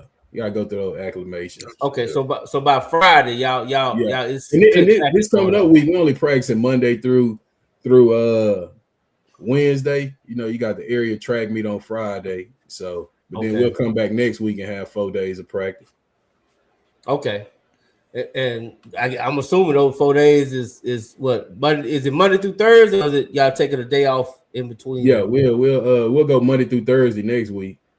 It's full tilt. We rolling. So y'all not practicing Friday? No, next Friday we not. Oh. No. 20. No. Hold on, Jay, man. I'm gonna make sure I don't get I gotta pull out I just turned 40, man. March 1st. You did. I know. Hey man, I'm about to turn 51. Yeah, no, we are. Yeah, we are practicing Friday. That's the 24th. Yeah, we good. So next week we going Monday, Tuesday, Wednesday, Friday. We ain't practicing the 23rd. My bad. Yeah, that's hey, I like that. 23rd is my birthday, and it's the first round of the draft. So I'm excited. You know what I'm saying? I'm excited about that day. You know, that's my birthday. I just need the Cowboys to deliver me something. Yeah, we're gonna be all right, J man. I tell people all the time, Cowboy, man, we're the only team that got a legit shot to win a Super Bowl every year. Yeah, we do it or not. That's one thing. We either go sink or swim. It ain't no in between. No, but so that's good. So 24th, Solomon, you free? Meet me there. What I was gonna ask, what time is it? We go from 8:20 to 9:45. I know we go in the morning, man. Okay. No, that's good. I work later in the day, so I can be there in the morning. And I'm gonna have the Richardson spokesperson with me, J Mac. So I'm gonna get the full experience. Yeah, you gonna be good, man. Hey, they be on J Mac in them comments, man. When he put I'm like, man, come on, y'all ain't gotta do us like that, man. Even though with co-district camp, like it is what it is.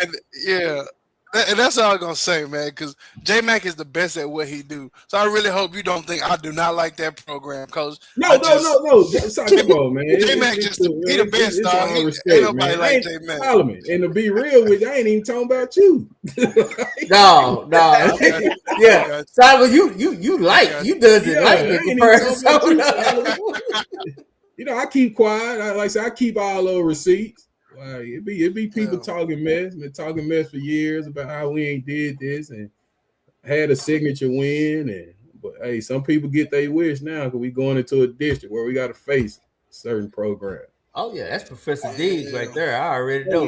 I know where you going with that one because you get his beloved. Shout out Diggs, man. Oh yeah. Shout out to D. You know when he rolled his eyes at my spring list. He rolled his eyes at me, and I know who he was. I know who he was doing it to. I already know where he was going with it. He was going with it because of where I had Richardson. I already know. Because you can't really argue with some of the other names that I had. You know what I'm saying? I thought I did pretty good. And it's just a spring list, you know what I'm saying? That's what I told people, man. People I said, man, it's a spring list, man. Like, let me bring it up, man, because we're going to talk about it. Just for conversation. Look, okay. This was my 6A list, right? I broke it out, and you got to think about it. This is my spring list. I'm not taking into consideration no transfers, right? No transfers. All I'm thinking about is how you are coming into the spring, what you lost, what you got coming back, you know, because the ink ain't dry, right? The ink ain't dry on them PAPLs. I'm not even thinking about it, right? So I'm thinking about, you know, what I know that you got coming back, and a lot of people, and I'm gonna be honest with you, Richardson, I think Richardson is gonna be great. But a lot of people sleeping on Waxahachie. I'm gonna be honest with you, man. There are a lot of people sleeping on them. I had a coach say that saw them in a track meet. Say, man, them cats is loaded. Them football players out there running. I said, oh, now y'all want to see? I've been telling y'all this. But now, man, that's why I'm excited to get out. Oh, my fault. No, go ahead, Solomon. No, my fault. I was just saying that's why I'm excited to get out to Richardson because all the practices I've been through so far have been like defensive guys. So I want to sit with an offensive guy and break some stuff down to me. So I'm excited about that. Most definitely. There we go. We finally got Coach Carr. Hey, what's up, Willow? What's up, my boy? How you doing, man? I'm blessed. You doing man. all right? Can't complain, won't complain. Hey, man, listen. I tell people all the time, man, complaining ain't nothing but praying out loud to yourself, man. You know what I'm saying? Sometimes you just need to talk to yourself 9 times out of 10, you'll figure it out. Yeah. Say it out loud. Yeah, that's it, man. That's all it is. Yeah. What's going on, my boy? No, how's spring going? Have you started yet, or what's that looking like? Yeah, we start tomorrow, man. We start tomorrow. Hook it up tomorrow. Gonna be ready to go. just all season been going great. Kids putting in work, coaches putting in work. So, what you do different?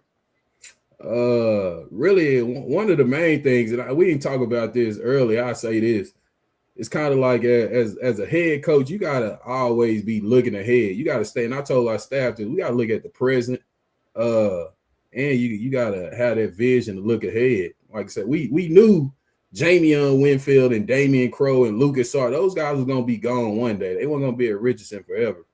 But like I say, coming back in January, we knew where we were as a program. But also, I mentioned to the coaching staff and talked to them. We know after this, the 27 class? After they leave, we know what's coming behind them too. So it's our job to not only get the kids that we may be dependent on at the varsity level right now, but you got to look forward to those kids, where we're going to be at January of 2027 with those kids that are going to still be in our program.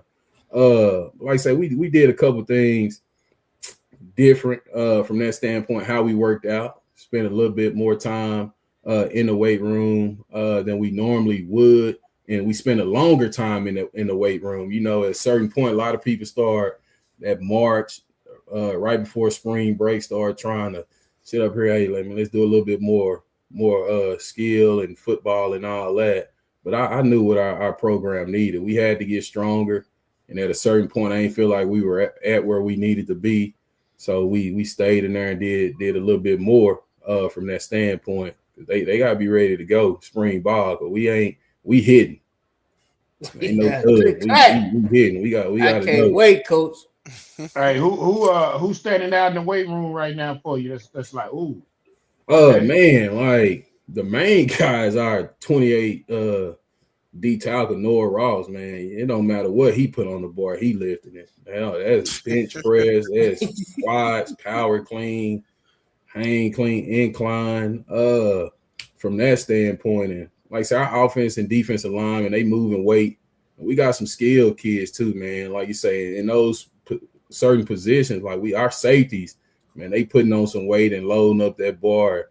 Like I say, Willow, you know Coach McGee, he from that Samp tree, and he been around Todd and them. So it's that same type of mentality from a Duncanville and a Sock, because they all built all that together from that standpoint. And like I say, just putting that in that flavor on it and continue to put that in our program. So yeah, now Duncanville still got that old thermos gym where the mirrors all foggy.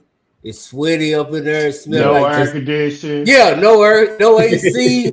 Musty. You walk in there. Hey, that's what champions is built. Yeah. So peep this, right? So I get up at 4:30 in the morning, man, and I go work out with my wife, and she has these classes she go to, and so I go to them, man, and I'm in there, and you know me, man. I'm a coach. I'm a football player, so we in there, we working out. Somebody gonna say, so it's hot in there, everybody sweat. Somebody gonna say, hey, can you turn on the fan? Huh? No, man. You want to sweat, man. Sweat, man. You putting that work in, man. Yeah. You want to sweat all that out. So at the end, the little section I'm in, man, it ain't nothing. I gotta get the mop after every workout because my DNA all over the place, man. You know.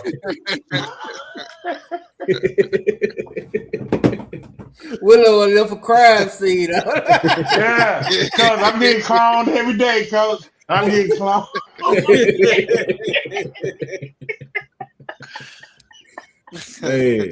Hey, man. Hey, that's what happened when you putting that work in. That's how it's supposed to look. Yeah. It's supposed to be cute. Yeah. Like, yeah, man. Yeah. So we've been getting it in, man. So, you know, when you start looking, you know who your ballers are in the weight room.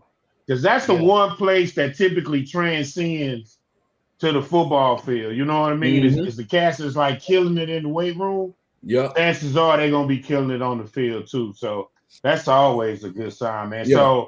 So what you gonna be this year, man? What's that identity, man? What's the Richardson identity for like I say, it like I say, our little slogan this year is Eagles level up. Like I say, we done elevated. We got to get to that next level from that standpoint. But like the identity and the mentality ain't gonna change. We're gonna be physical. Like, so that's the main thing. Like, our kids know, and Coach Halloway, we're gonna have physical practices and we're gonna be a physical program. So that's our foundation. We always just gonna build off of that, Willow. Yeah, no, that's good, man. That's good, man. I'm proud of you, Holloway, man. You done came a long way, man. Nah, yeah, real You know talk. what I'm saying? And to see your growth, man, is amazing, man. Appreciate that.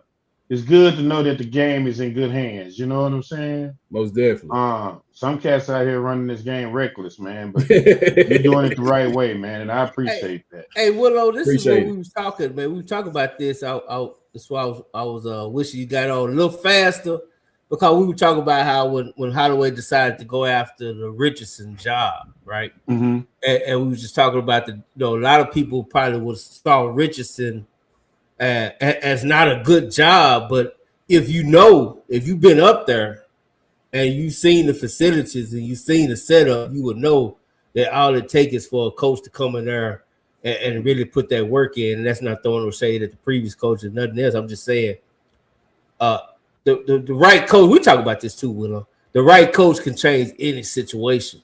Mm-hmm. Yeah. So just about the difference between just wanting to be a head coach and picking the right job.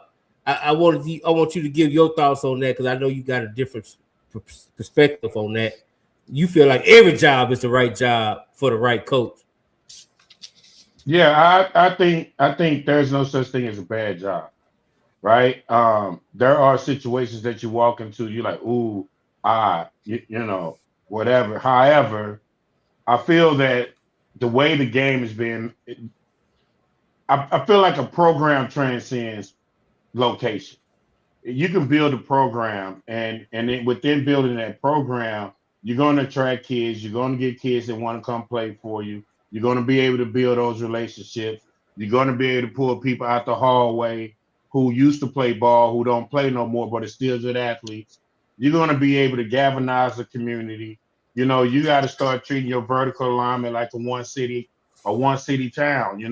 You got to start building it from 6th grade, 7th grade, 8th grade, load your middle school up, do all the things that you're supposed to do in order to build a program from the bottom up. So if you're willing to stay there in 2-3 years, you can build a program that'll be competing for playoff runs. It may take you a little longer to get a championship run, or you build that program up to take a better job. Every job, it's like Lou Holtz said.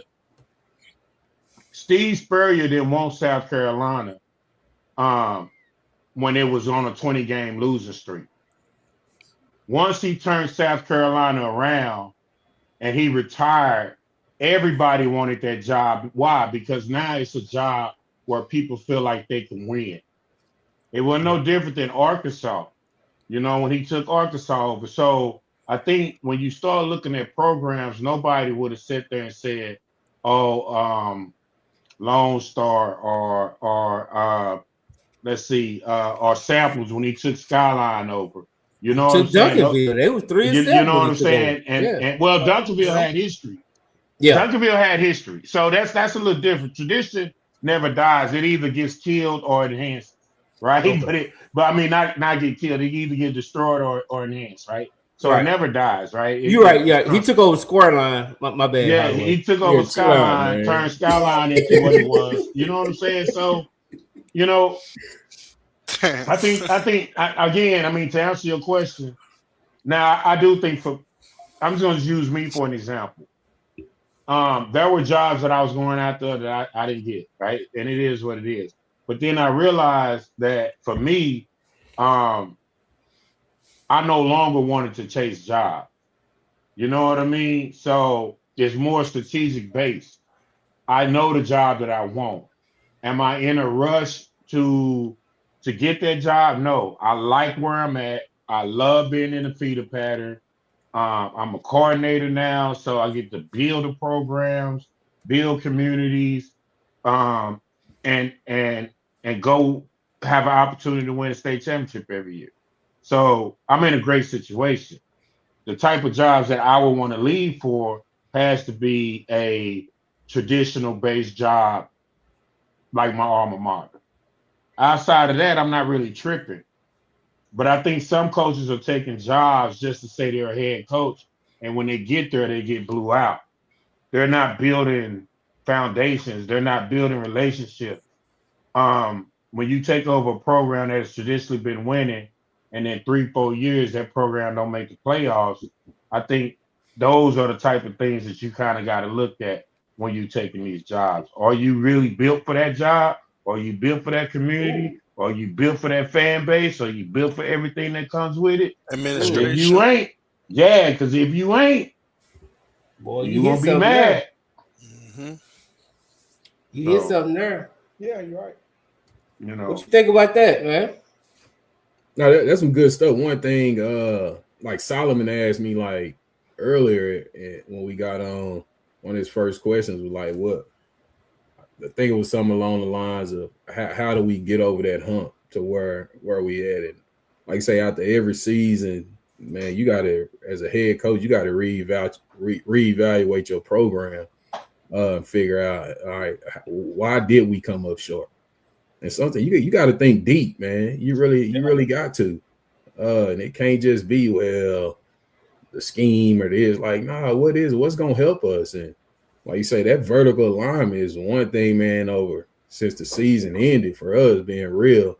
That's one thing I've realized from a standpoint. I've been doing it as a head coach, but really just trying to tackle that and hone in on that from a standpoint of our elementary schools and our 2 junior highs that feed into Richardson with those kids. Like you say, it goes back to development from that standpoint. And like I say, I keep receipts. I watch what people saying and all this, and even not just with my program, other programs. Like you say, you look at it for a long time. People looked at SOC, and I ain't trying to speak on their program, but like, man, they just got talent. Now those coaches over there are coaching.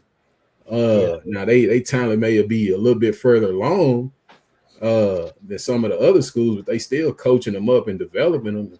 That was one thing like this all season has been really on me to try to get a little bit better at from the as the head football coach and athletic coordinators, making sure we get those kids developed a little bit better from going into junior high from the elementary. So now when they reach us, we not teaching them ABC 1, 2, 3.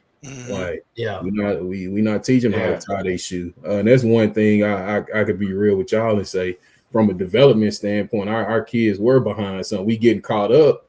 But like I say, we still got a ways to go to where I think that's gonna be another reason that'll help us get over the hump and to be able to get to that Thanksgiving and get further down the road. Man, I'm telling you, man, just being at the junior high level, the level of the lack of development, and I'm just speaking on just the pure basics, right? Something as simple as just getting in the stands. Man. Like just getting in the stands. Like just getting in the stands. Yeah. Like you don't have to learn. Like if you coming to me in high school, I need you to at least be able to just get in the stands. Mm-hmm. If you can do that, I can work with everything else. You know what I'm saying? But you have to spend so much time just doing the basics because they have been so underdeveloped. You know what I mean? And skills are skills, right? Skills are skills, right? They skills. But where the game is won and where the game is built, it's so underdeveloped. Even when I watch these youth programs, J Mac, that do these battle of the bigs, and I'm sitting there watching D linemen standing up rushing. Like, what you doing? That bothers me, man. I went to a game and I saw that, man. I saw a nose going in a 2-point stand just crashed over, and I was like, "What are we doing?" Yeah. You like, ooh, come on, man, something. You put your hand down. You know what I mean? And man, it was just it's so, ooh, yeah. But that's the key to the development, and I think for the programs that really invest in their junior high. Because Ty really does. And so being able to see the actual vertical alignment, particularly from principal to principal, from the ED down, like it's just absolutely amazing. So yeah, man, that's the key, man. So that's why I don't think every job is a bad job. Though you're gonna have to work a little harder, but work is work. Right? Well, have you been out to Richardson? Have you been out to where Holloway at? No, he out there with the bougie people. You got to go out there, bougie out here, man. Hey, that brother walk out of his office at junior high. Literally, he ain't got to get in his car. Like he literally is connected. Like he just walked. So right how over often do you go to the junior high? Every time I talk to him, he like, "Hey man, I'm going to junior high. I'll call you right back." See, that's what I'm saying, man. Like. Okay, so here's God. I need to write a book about this. So here's for all you coaches out here that don't spend time with the junior high. If you are not in their ear by the time they're in the 6th grade, you've already lost it. Yeah, it's a wrap. I ain't gonna lie to you, it's a wrap.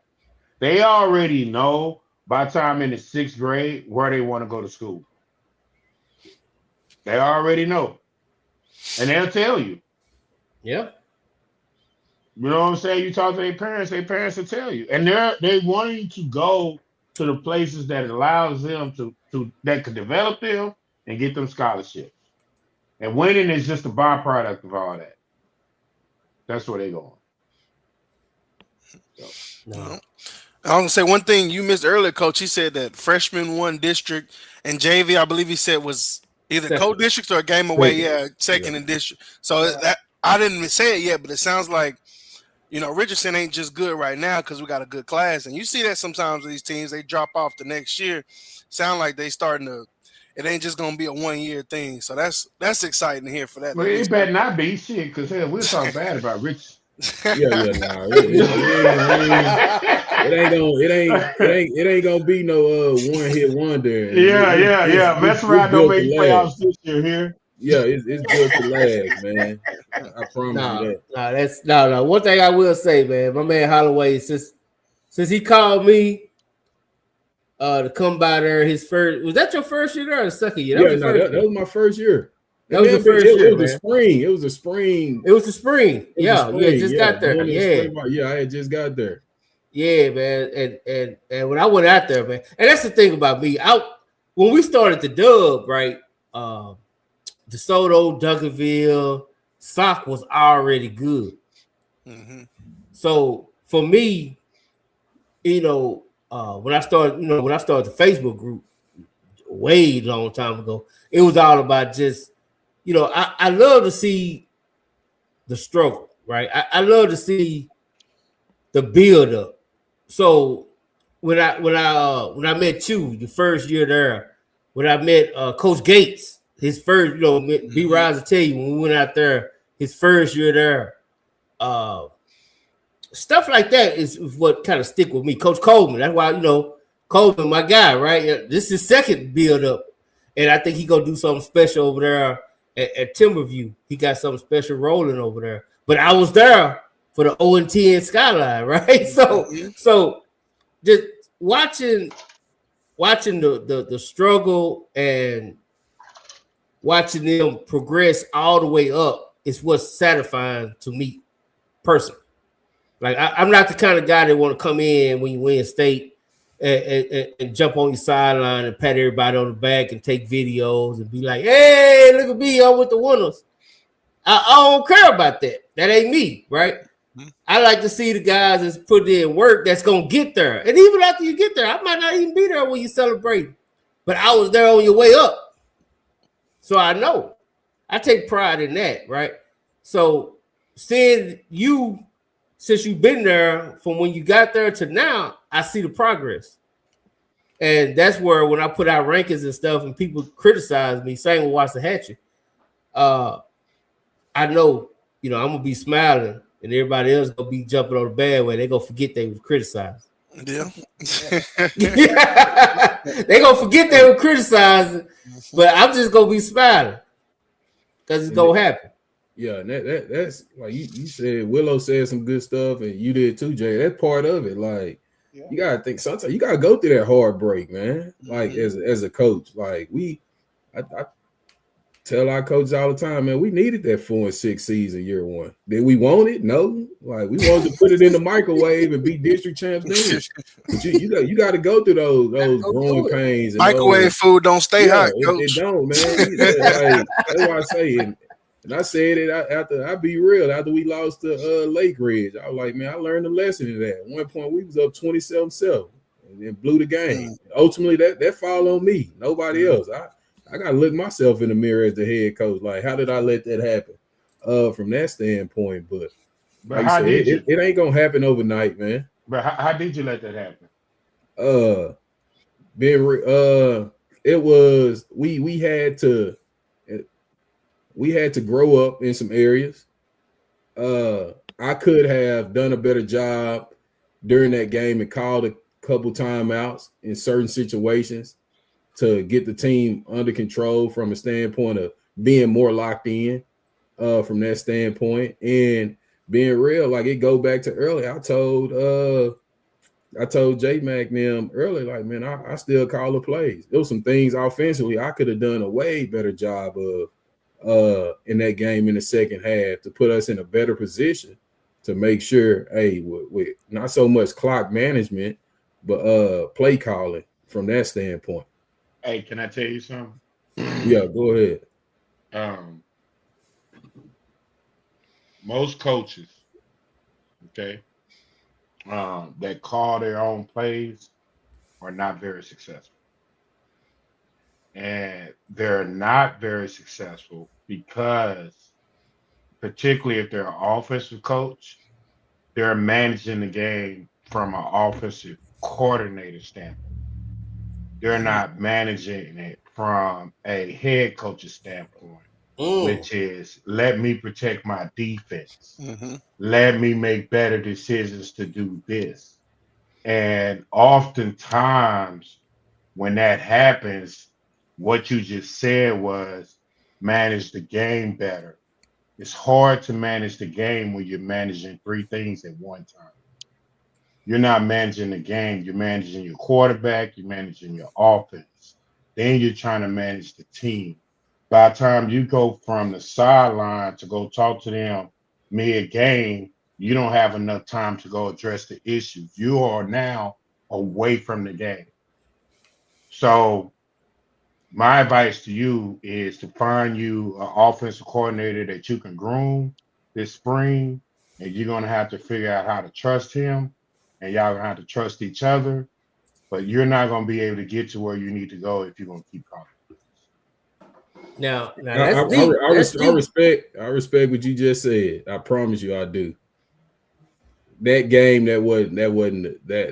I know what I said. That wasn't the situation like that. Because, like I said, I got two guys on my staff that I'm grooming. Been grooming for a couple years, and I ain't gonna lie, Willow, I ain't giving it up. I know. Hold on. You're a quarterback. You're a quarterback, Holloway. You're a quarterback. You're a quarterback. You're not gonna give it up. Hey, Willow. Willow, check this out. A college coach came in, and he's a head coach. He's an offensive. He's still calling. And he was like, "Hey, your offensive guy, right?" He's like, "You still call?" Like, yeah. He's like, "Man, I became a head coach.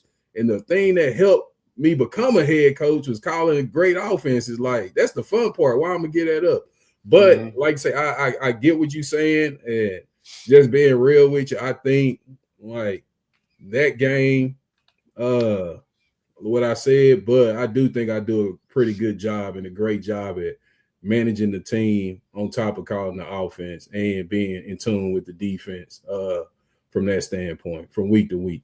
Just being real with you. Until it was we shot ourselves hey, look, all the way. Yeah. Until it matters. Yeah. Until it matters. You know what I'm saying? And what you said too, like I learned from that.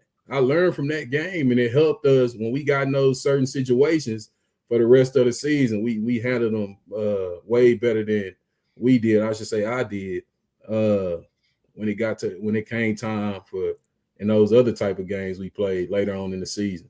So I get what you're saying, but both my co-OCs, they know. I tell them all the time, man, like Your coach C's want to call the game too. Yeah, no, like I give my opportunity. Like we've had games to where we got up on people big, and I turned. See what I'm saying? They don't want mop duty, man. Yeah, they don't want mop duty, man. Hey, and I know they don't. Hey, but sometimes it's how it goes. But they do this when they signed up for it. My co-OC, my co-OC, that's my receiver coach. You know, he a receiver guy. He want to throw the ball. Man, run the ball. Let's get up out of here. See that? Okay, because he like, man, I don't know when I'm gonna get a chance to do this again. Let's empty the tank. Yeah. He get to do it. Balls over back. Hey, Willow, y'all, he get to do it every day in practice. He scripts 707. He call all the 707, so he get to do it then. I get it. But I do wonder, man, because I mean, now I kind of disagree with a little bit with Willow on that, because I do think you can be successful calling plays and still win. But I often wonder, you gotta like really trust. Like if you're an offensive coach that call plays, you gotta really trust your DC, right? Because you're not gonna be over there that much. Mm-hmm. Yeah. So you gotta have a whole lot of trust in your DC to basically be the head coach of defense, right? Yeah, most definitely. And like I know from a meeting standpoint, I know I'd be off in there with the offense game planning on Sundays and all that, but I go off in that defensive room and I sit for a while too. I got to know what's going on, and even throughout the week, I meet with our DC and we have a one-on-one meeting. So the worst thing I could do as a head coach is on a Thursday or Friday night, we doing something defensively, and I click over on the headset and ask why we doing that. I should have knew that way before then. Mm-hmm. Right. Do they like you being in the defensive meetings, or they like, Coach, get out? No, yeah. I don't ever go in there and I listen. You feel me? I listen before I speak. That's even just me being the head coach. You know, it's different being the head coach too. You walk in the room, they may get quiet. Like, man, they get quiet. They stop talking. Yeah. Stop talking, man. Keep talking, keep going. Or they were talking loud, and now all of a sudden you come in the room, it's whisper. Like, and you be feeling awkward and shit. Like, come on, dog. Yeah. Now, hey, Solomon, what's crazy though, the offensive coaches probably be glad I walked out of that meeting room. For sure. Like your receiver coach. Yeah. The receiver and the running game coordinator, because the offensive line coach, you know, that's my guy. I know he want to run the ball, and I bet the running backs coach. So what's crazy about him, we were up one game, and I tell him on the headset, hey, once we get out of this drive, I didn't want to put him in a bad situation. It's 3rd down and 15. I ain't finna tell, hey man, you Kyle, you got the next play, Kyle. I was like, let me get us out this situation, and then I'm gonna have you call the plays. Man, that joker, O-line coach, you like, let's run the ball. That man got in doubles, 2x2 spread, and ready to throw the ball. He had to read. Hey, I'm gonna tell you what happened. The receiver coach said, hey, that's why I be tough, man. It's crazy, man. Sometimes as a head coach, some of the stuff like you locked into the game, and certain things you hear on the headset, man, sometimes just make you laugh. Or we coming off the sideline and we making adjustments, and both the O-line coaches, hey, go to B. I want to hear what y'all got to say. Tell me the adjustment first, then y'all click over and go to B.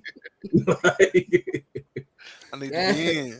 So do you have any suggestions on game day with the defense? Do you ever click over on defense and tell McGee, you know, what the hell going on? You know what I'm saying? What we doing? No. I really don't, because like I said, it's my job as the head coach to have that type of understanding and knowledge of what's going on. Now, I will click if somebody ain't tackling, or we missed the tackle, or we ain't feeling right at the linebacker position, or that something going on the back end. Hey, when they get to the sideline, you better get that fit. Mm-hmm. I can tell you this, man. Bill B. Ryan, we've sat next to your staff, your staff in the press box. Them defensive coaches and something else. They is not trying. They're not trying. You gotta be a little bit crazy. You gotta be a little bit crazy to coach defense, man. You gotta have a certain type of edge to you, man. That's what I tell you. Our coaches got it. I just tell you, man, make sure you represent the program the right way. That's what we tell our kids too. Like Coach McGee said, man, and I kind of started piggybacking off that and just reminding the team. He always tell our kids throughout the season, like, man, play with emotion, don't play emotional. So, and as coaches, you got it's good to have that emotion, don't be emotional, like so. But nah, yeah, man, they wasn't like B. Rise though. I heard how he was clowning up there in Lake Ridge. They say he was up there doing jumping jacks, push-ups. I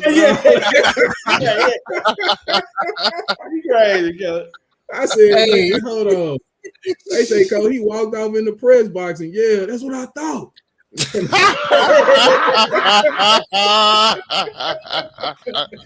Coach, I had to remind me, right? I'm like, B, those are Richardson coaches right here looking at us. I said, I know B. Rise wasn't there. They said, yeah, Coach, the one that came over a couple weeks ago. Coach, he was up there. B. Rise. Hey, listen. You gotta take that one on the chin. Yeah. Holloway. You gotta take that one on the chin, man. He didn't mean nothing by it. Yeah, man. You gotta understand they was 0-12. 100 before that night. So you know you got to give them a pass. Part of it, So 12. Nah, they had a great season, man. They really did. I expect big things from them. I'm a little disappointed because they lost to West Texas. Coach, whatever you do, do not lose to West Texas team, Coach. What round was that? Third? Second round? You beat Euless Trinity to lose to Odessa. See, that just ruined your whole season. You don't get no credit for that season, Coach. I'm sorry. You don't get no credit. You beat Euless Trinity. I had to go back and subtract from South Lake. Like, y'all beat Euless, but they weren't Man. I was like, why South Lake ain't in your spring rankings? Because the hell, that Euless Trinity wasn't nothing. That win wasn't nothing. Nothing, Jay. You know what I'm saying? You gotta tell them, leave my rankings. Y'all can do y'all own rankings, man. Hey, well, it's spring time. Like I said, I didn't take account to a lot of.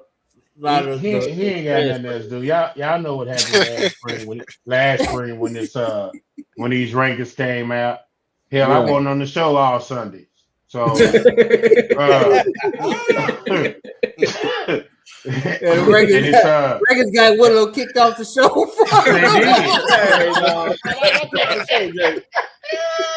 Oh man! Hey, we fight argue too. Hey, and I see they back at number 1. So and they gonna stay number 1. Oh man.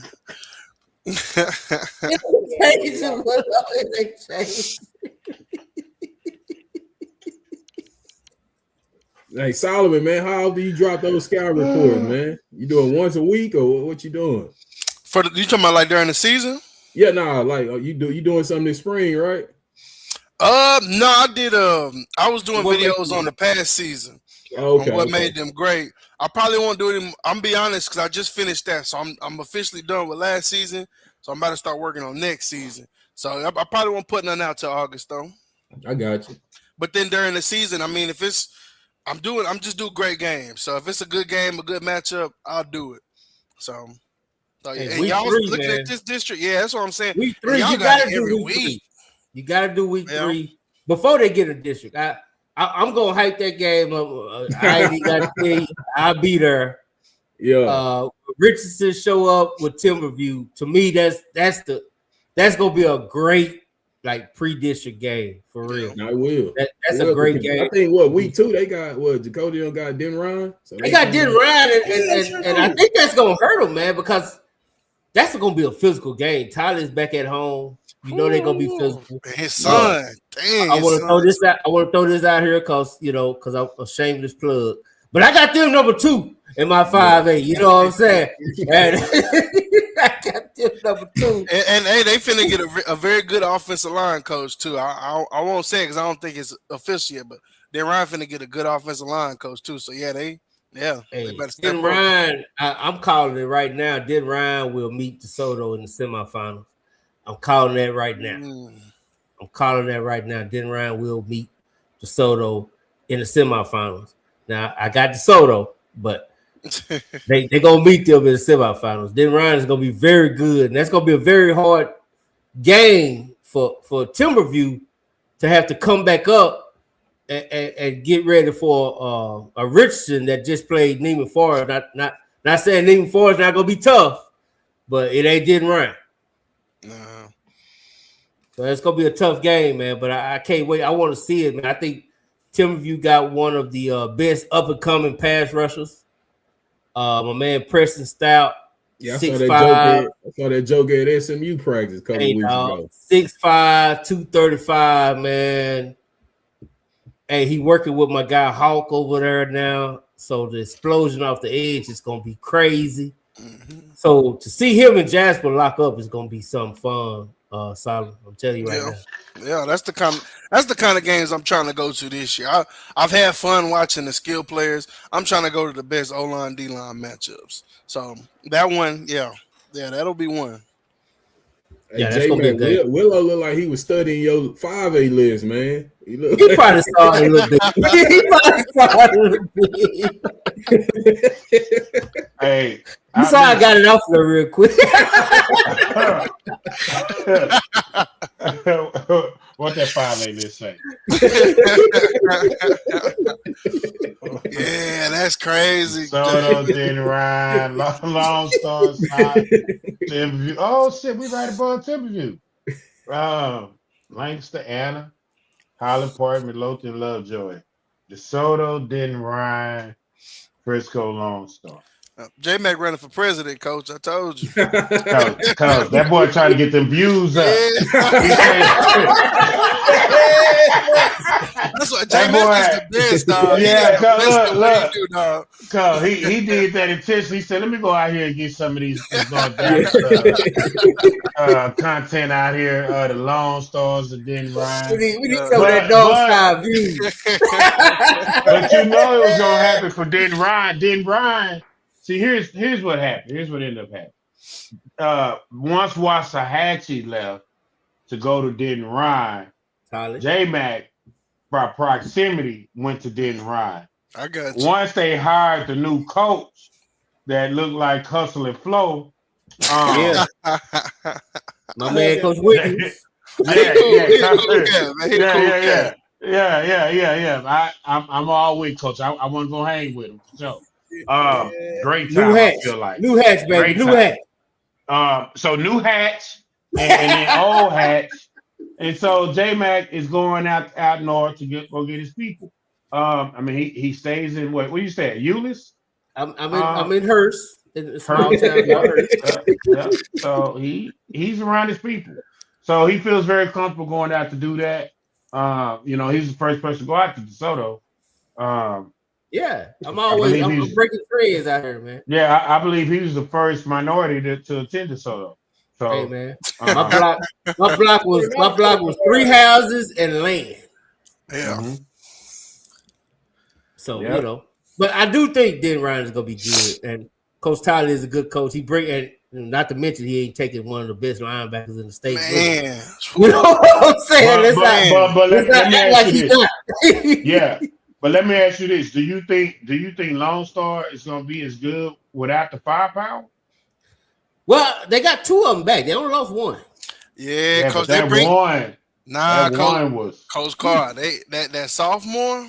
He the real deal. He the truth, dog. He is the truth. He got 2 more years too, Coach. Hey, matter of fact, y'all go check out the scouting report on YouTube. My man did a whole video about the quarterback at Lone Star. But what I'm saying, I'm not talking about the quarterback. I'm saying, well, Hard ain't no joke either, though. Yeah, I'm saying the level. Now they lost a special kid, dog.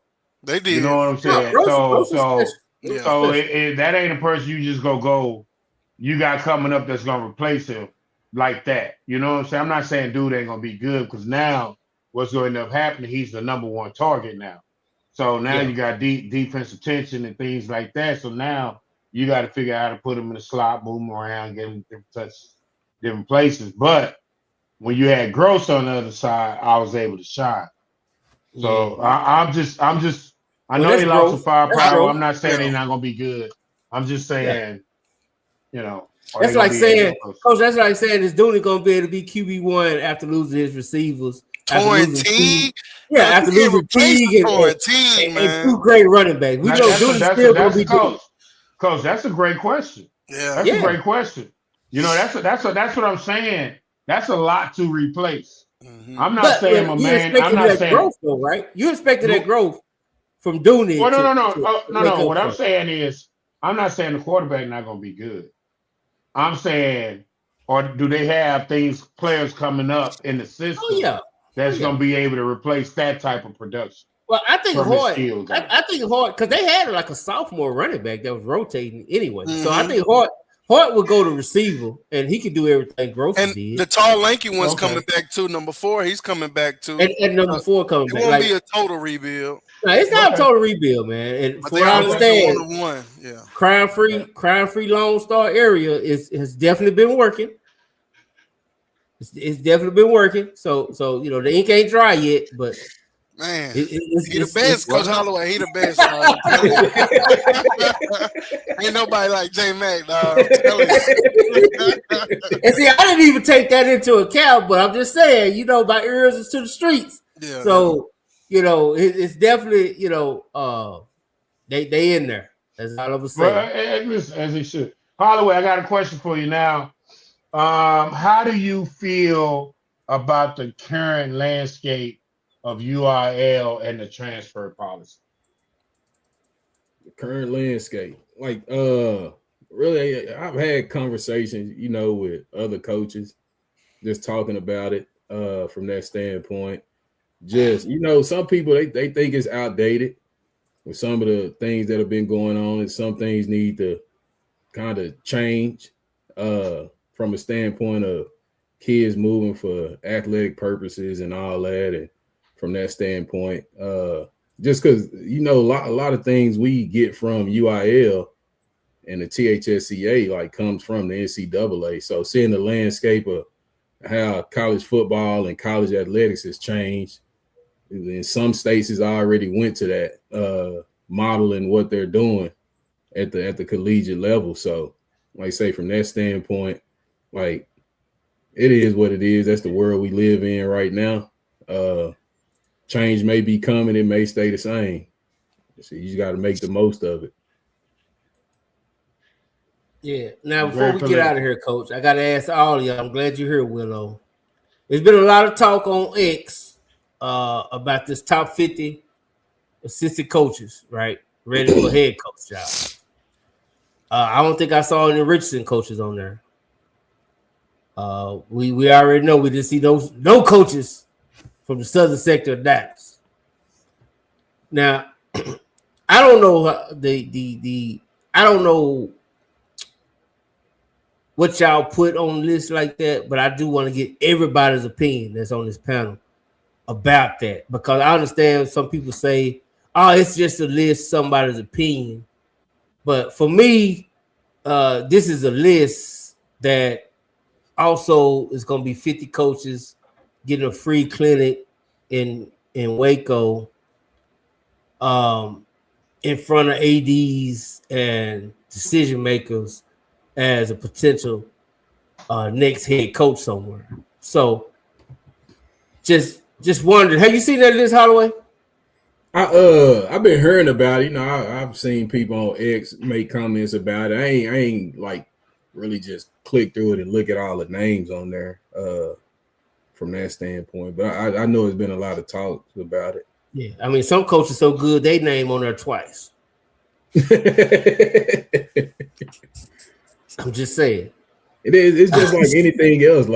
From that standpoint, people they got their opinion. Like they may have insight, may not have insight. Everybody got certain agendas too with what they doing from that standpoint.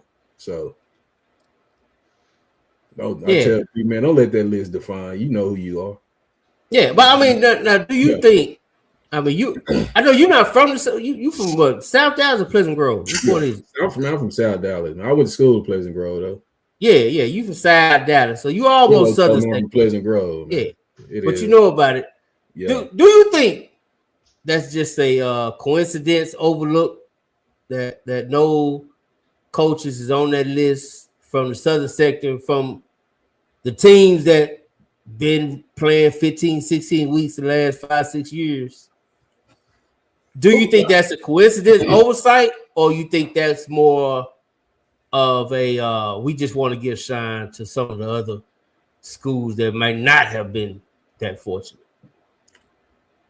It could be a little bit of both. I'm a lean towards the side of they just kind of wanted to give some other coaches the opportunity to get some shine and bring some notoriety to them, because like I say, certain programs, you say the name, people know who they are, but at the same time, you can't sit up here and just try to say coaches, they just got talent, they not coaching. And I can understand and see how some of those coaches feel slighted that they ain't on the list.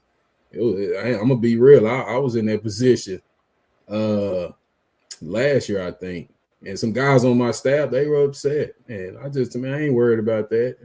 Like I said, I just turned 40. They feel like I should have been on the 40 under 40 list last year. I ain't never been on it. From that standpoint, but you hear that, Matt Step? Put my man on the 40 on the 40. Oh, yeah, it's Step my guy though, man. But at the same time, man, it's a lot of coaches in the state of Texas too that deserve to be on that list. And I didn't look at it from a standpoint of like, man, Step got something against me and he didn't want me on the list. From that standpoint, is hey, who's on the list was on the list. But at the same time, I could see how coaches that weren't on that list.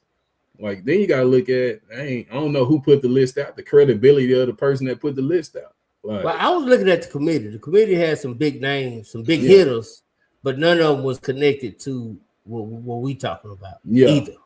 And that's probably the biggest issue I have. I'm going to hold my opinion on that. Go ahead, Solomon. You got your opinion on that?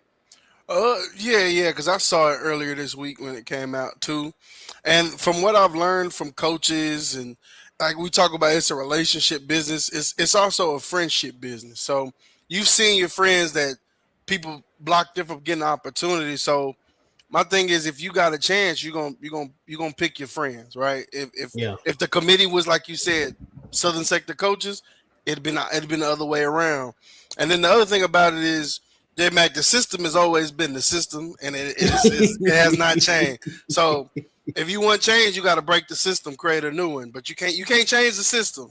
You gotta get a new one. So it is what it is. It is what it is. No doubt, Coach Carl. I know you know what we're talking about. What's your thought? All I'm gonna say is destroy the system and protect excellence. There you go. That's all you can do. You know what I'm saying? Like at the end of the day, man, let's be honest.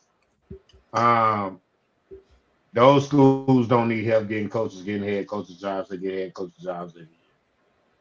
They gonna go to those, and that's just what it is. It is what it is.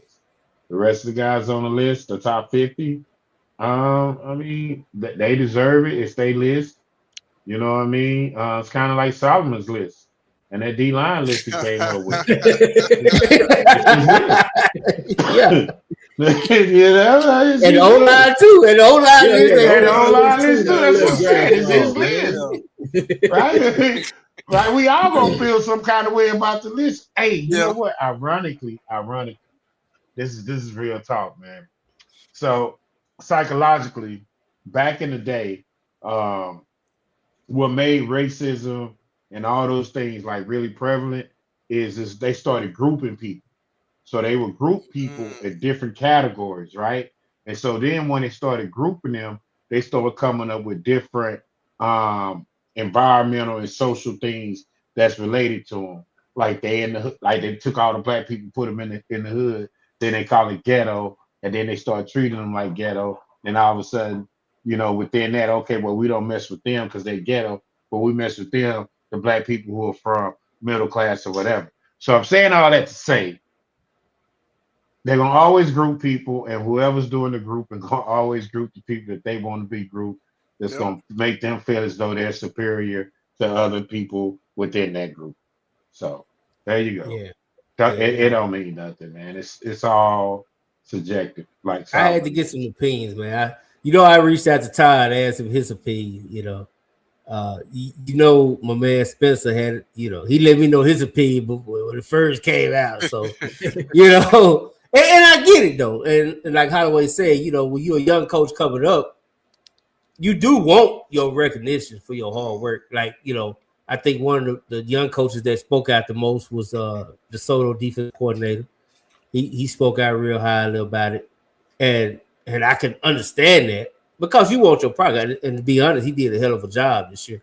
He went from giving up 70 to basically shutting everybody down when the time came to it in the playoff run, running the state. So, yeah, you want your props because you put in that work for it, right? Mm-hmm. And then you got coaches like my man, Coach Carl here that's, the long in the tooth. He need his props too, right? He need his props too. They all need their props that deserve it. Yeah. But my whole thing about that is I'm not one to like to sit there and cry about stuff. It's like if you don't like something, get your butt up and change it. That's why, like I said, you got to go so hard that they can't leave you off the list. So that's not true though, Solomon. That's what I'm saying. Listen, man, they don't care how hard you go, man. I do get what you're saying. Yeah. You just got to keep kicking the one's ass that's on it. There you go. That's a better way to put it. I like that one. You're right, Coach. That's what you do. That's what I'm saying. Like, you highlight who on that list and you keep them on the schedule. Yeah. It was 2 Lovejoy coaches on there. They ain't came close to beating Sock. They came close. And there's 2 Lovejoy coaches on there. Melissa coach on there. A Melissa coach on there. Because they all in the same district. Yeah. See, that's what I'm saying, Coach. Like look who put that list together. Mm-hmm. And that tells you everything you need to know. Yeah. So don't I wouldn't be offended. It's a movement out here that they can't stop, baby. Yeah. You got black hair. Especially DFW. That's why down there in Musterville they can't catch up yet because they ain't figured it out. They ain't figured it out. It's a whole lot of coaches up here at DFW that look like my man Holloway. Yeah. Yeah. Young. Bro, you know what I'm saying? The OC at Alvarado been putting up 50 points a game for 2 years. Yeah. So, that's what I'm saying. You can't stop it. And once the decision makers see that, and I think that's really what, and I'm gonna be honest, I'm gonna end with that. That's really what that list was about. They trying to slow that train down, but it's just it's gonna be hard. Trying to change the narrative. Yeah, it's hard, man. Mm-hmm. But it's too many. It's too many Coach Holloway that young guy just turning 40. You know what I'm saying? No, for real. That could take a program like Richardson that nobody would think somebody like him would take over at 36, 37? Yeah, 37. At 37 years old, take over. You know what I'm saying? So it ain't go, you can kick and scream all you want. But as they used to say, man, just relax and let it happen. It's going down. It's going down. I wouldn't worry about that list, man. That list is obsolete. It means, it's a list, and I pay attention to all lists in all seasons. Hell, we ain't got shit else to do. So That's true. We ain't got nothing else to do but watch a list. So if you don't want your list analyzed, do not put one out in the off season. I'm just telling you right now because everybody paying attention to it. That's just what it is. But hey, man, this been great, man. Appreciate you, Coach Holloway. You hung in there the whole time. Yeah. Appreciate y'all, man. Appreciate y'all. Man, we got Willow in. Man, I don't know. We got to work on Willow, man. Willow accused me of styling him out. He accused me of doing like he accused us of the Eastern All-Star team on Jordan. He thought we hey, listen. They did me like Isaiah on the Dream Team, baby.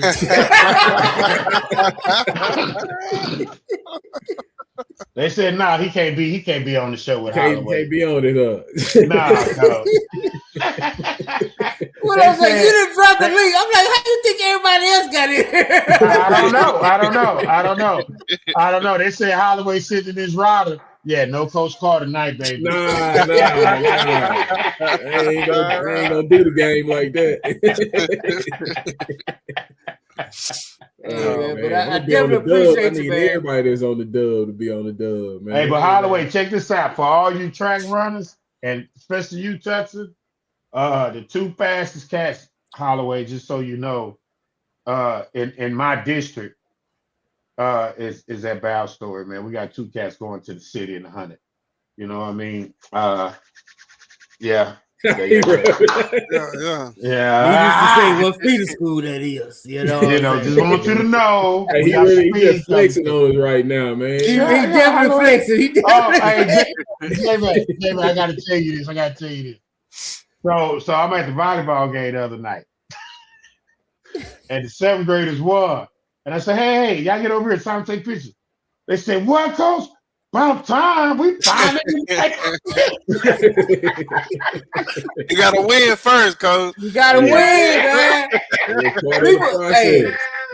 People really think Coach Carr be playing. I'm like, no, he's not playing, bro. Like if you lose, he ain't got nothing to do with you. You gotta go get better. It's just what it is. You gotta go get better. You got better things to do with your time to take pictures. Yeah. You need to go practice your serve all the way to the parking lot. I love it though. Man. I love it. That's the difference, man. I tell everybody, that's the difference between what goes on below I-30, I-20 Beltway. That's the difference. Is the competition, the competitiveness. Is losing is never an option. Like you're not treated. You don't get Whataburger after a loss. You don't get ice cream. No. You don't get none of that, bro. Like if you lose, like they treat you like no. The world treats you different, Coach. They treat winners and losers different, Coach. They do. That's the difference, and that's why you could get 3 state champions in a 10-mile radius. I'm just telling you, that's how that happens. Mm-hmm. And the people that don't like it, you probably don't want in your program anyway. So. No, you don't want the people. You don't even want the people around you. Yeah. I'm with it. It's tough, but hey, my man Holloway said he bringing that attitude to Richardson, man. No ice cream for 2nd place. Man, we gotta win, man. Hey, but hey, Holloway, let me ask you a question. Like, hey, but if you get 2nd edition and go to the 3rd round, you all right? Yeah, I'll take that, but I'm going for first. That ain't that, I just told you. I told them at the beginning we trying to get to the Elite 8. That's the Elite 8, right? Hey, you're not gonna get there using the word trying. Hey, trying is for the weak. I told them doing is for the strong. Existence. Yeah. So what? So what you saying? So when y'all make it to the 3rd round? When y'all make it to the 3rd round? Yep. All right, so I'll be there. I'll be there on Thanksgiving, Coach, in the indoor. Yeah. I ain't even got to breathe. I'm coming to the indoor. hey, Holloway, go do me a solid, man. Go do me a solid. Go look at Netflix, the playbook, and watch the episode of Doc Rivers. And then holler at me later. I got you. All right. Do that. Okay. Hey, man. I appreciate you, brothers, man. Once again, appreciate you. Holloway hanging in there the whole time. Y'all, man. Holloway got his coach tired on tonight. Yeah, appreciate y'all. Kept it under 4 hours. Nah, we ain't going 4. We ain't going 4. But we're going to holler at y'all. I got to go to work in the morning. Yes, sir. Appreciate y'all, man. Dub salute. Yes, sir. Yeah. Shout out to the Dub.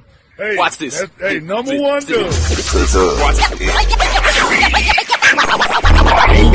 Football talk is a big hit. Sunday nights to Wednesday nights, we striking a match cause we lit. Y'all know the name, we call it the Dub. On Friday nights, it feel like a club. Getting that VIP treatment on the sideline, they showing us love. Great interviews, go hugs. Put in work, go good. Texas Richardson High School, talking to page on Facebook. Hold up. Coach trying to stand on the scene, giving advice, he do what he mean. Jay Mack, he be on the scene, rocking the gear, it's so clean. These guys are go easy, off the easy, push easy. With my steppers, our special kids, making flicks and so easy. Trying to win, we so greedy. All our fans are so needy, cause they need to hear them talk about that club. We do it for the dub. We do it for the dub. We do it for the dub. We do it for the dub. That GF dub. We do it for the dub. We do it for the dub. We do it for the dub. That GF dub. Welcome to the Dub, number one high school podcast starring Pat O'Teevy, Jeremy McInnes, Coach Carr, and Brian Riser. Well, all right. What's happening? What's going on? Welcome to the number one talk show. Speak out. Speak out. Speak out. Speak out. Speak out. Speak out. On to the next round. Salute. Get ready. The salute. Hey.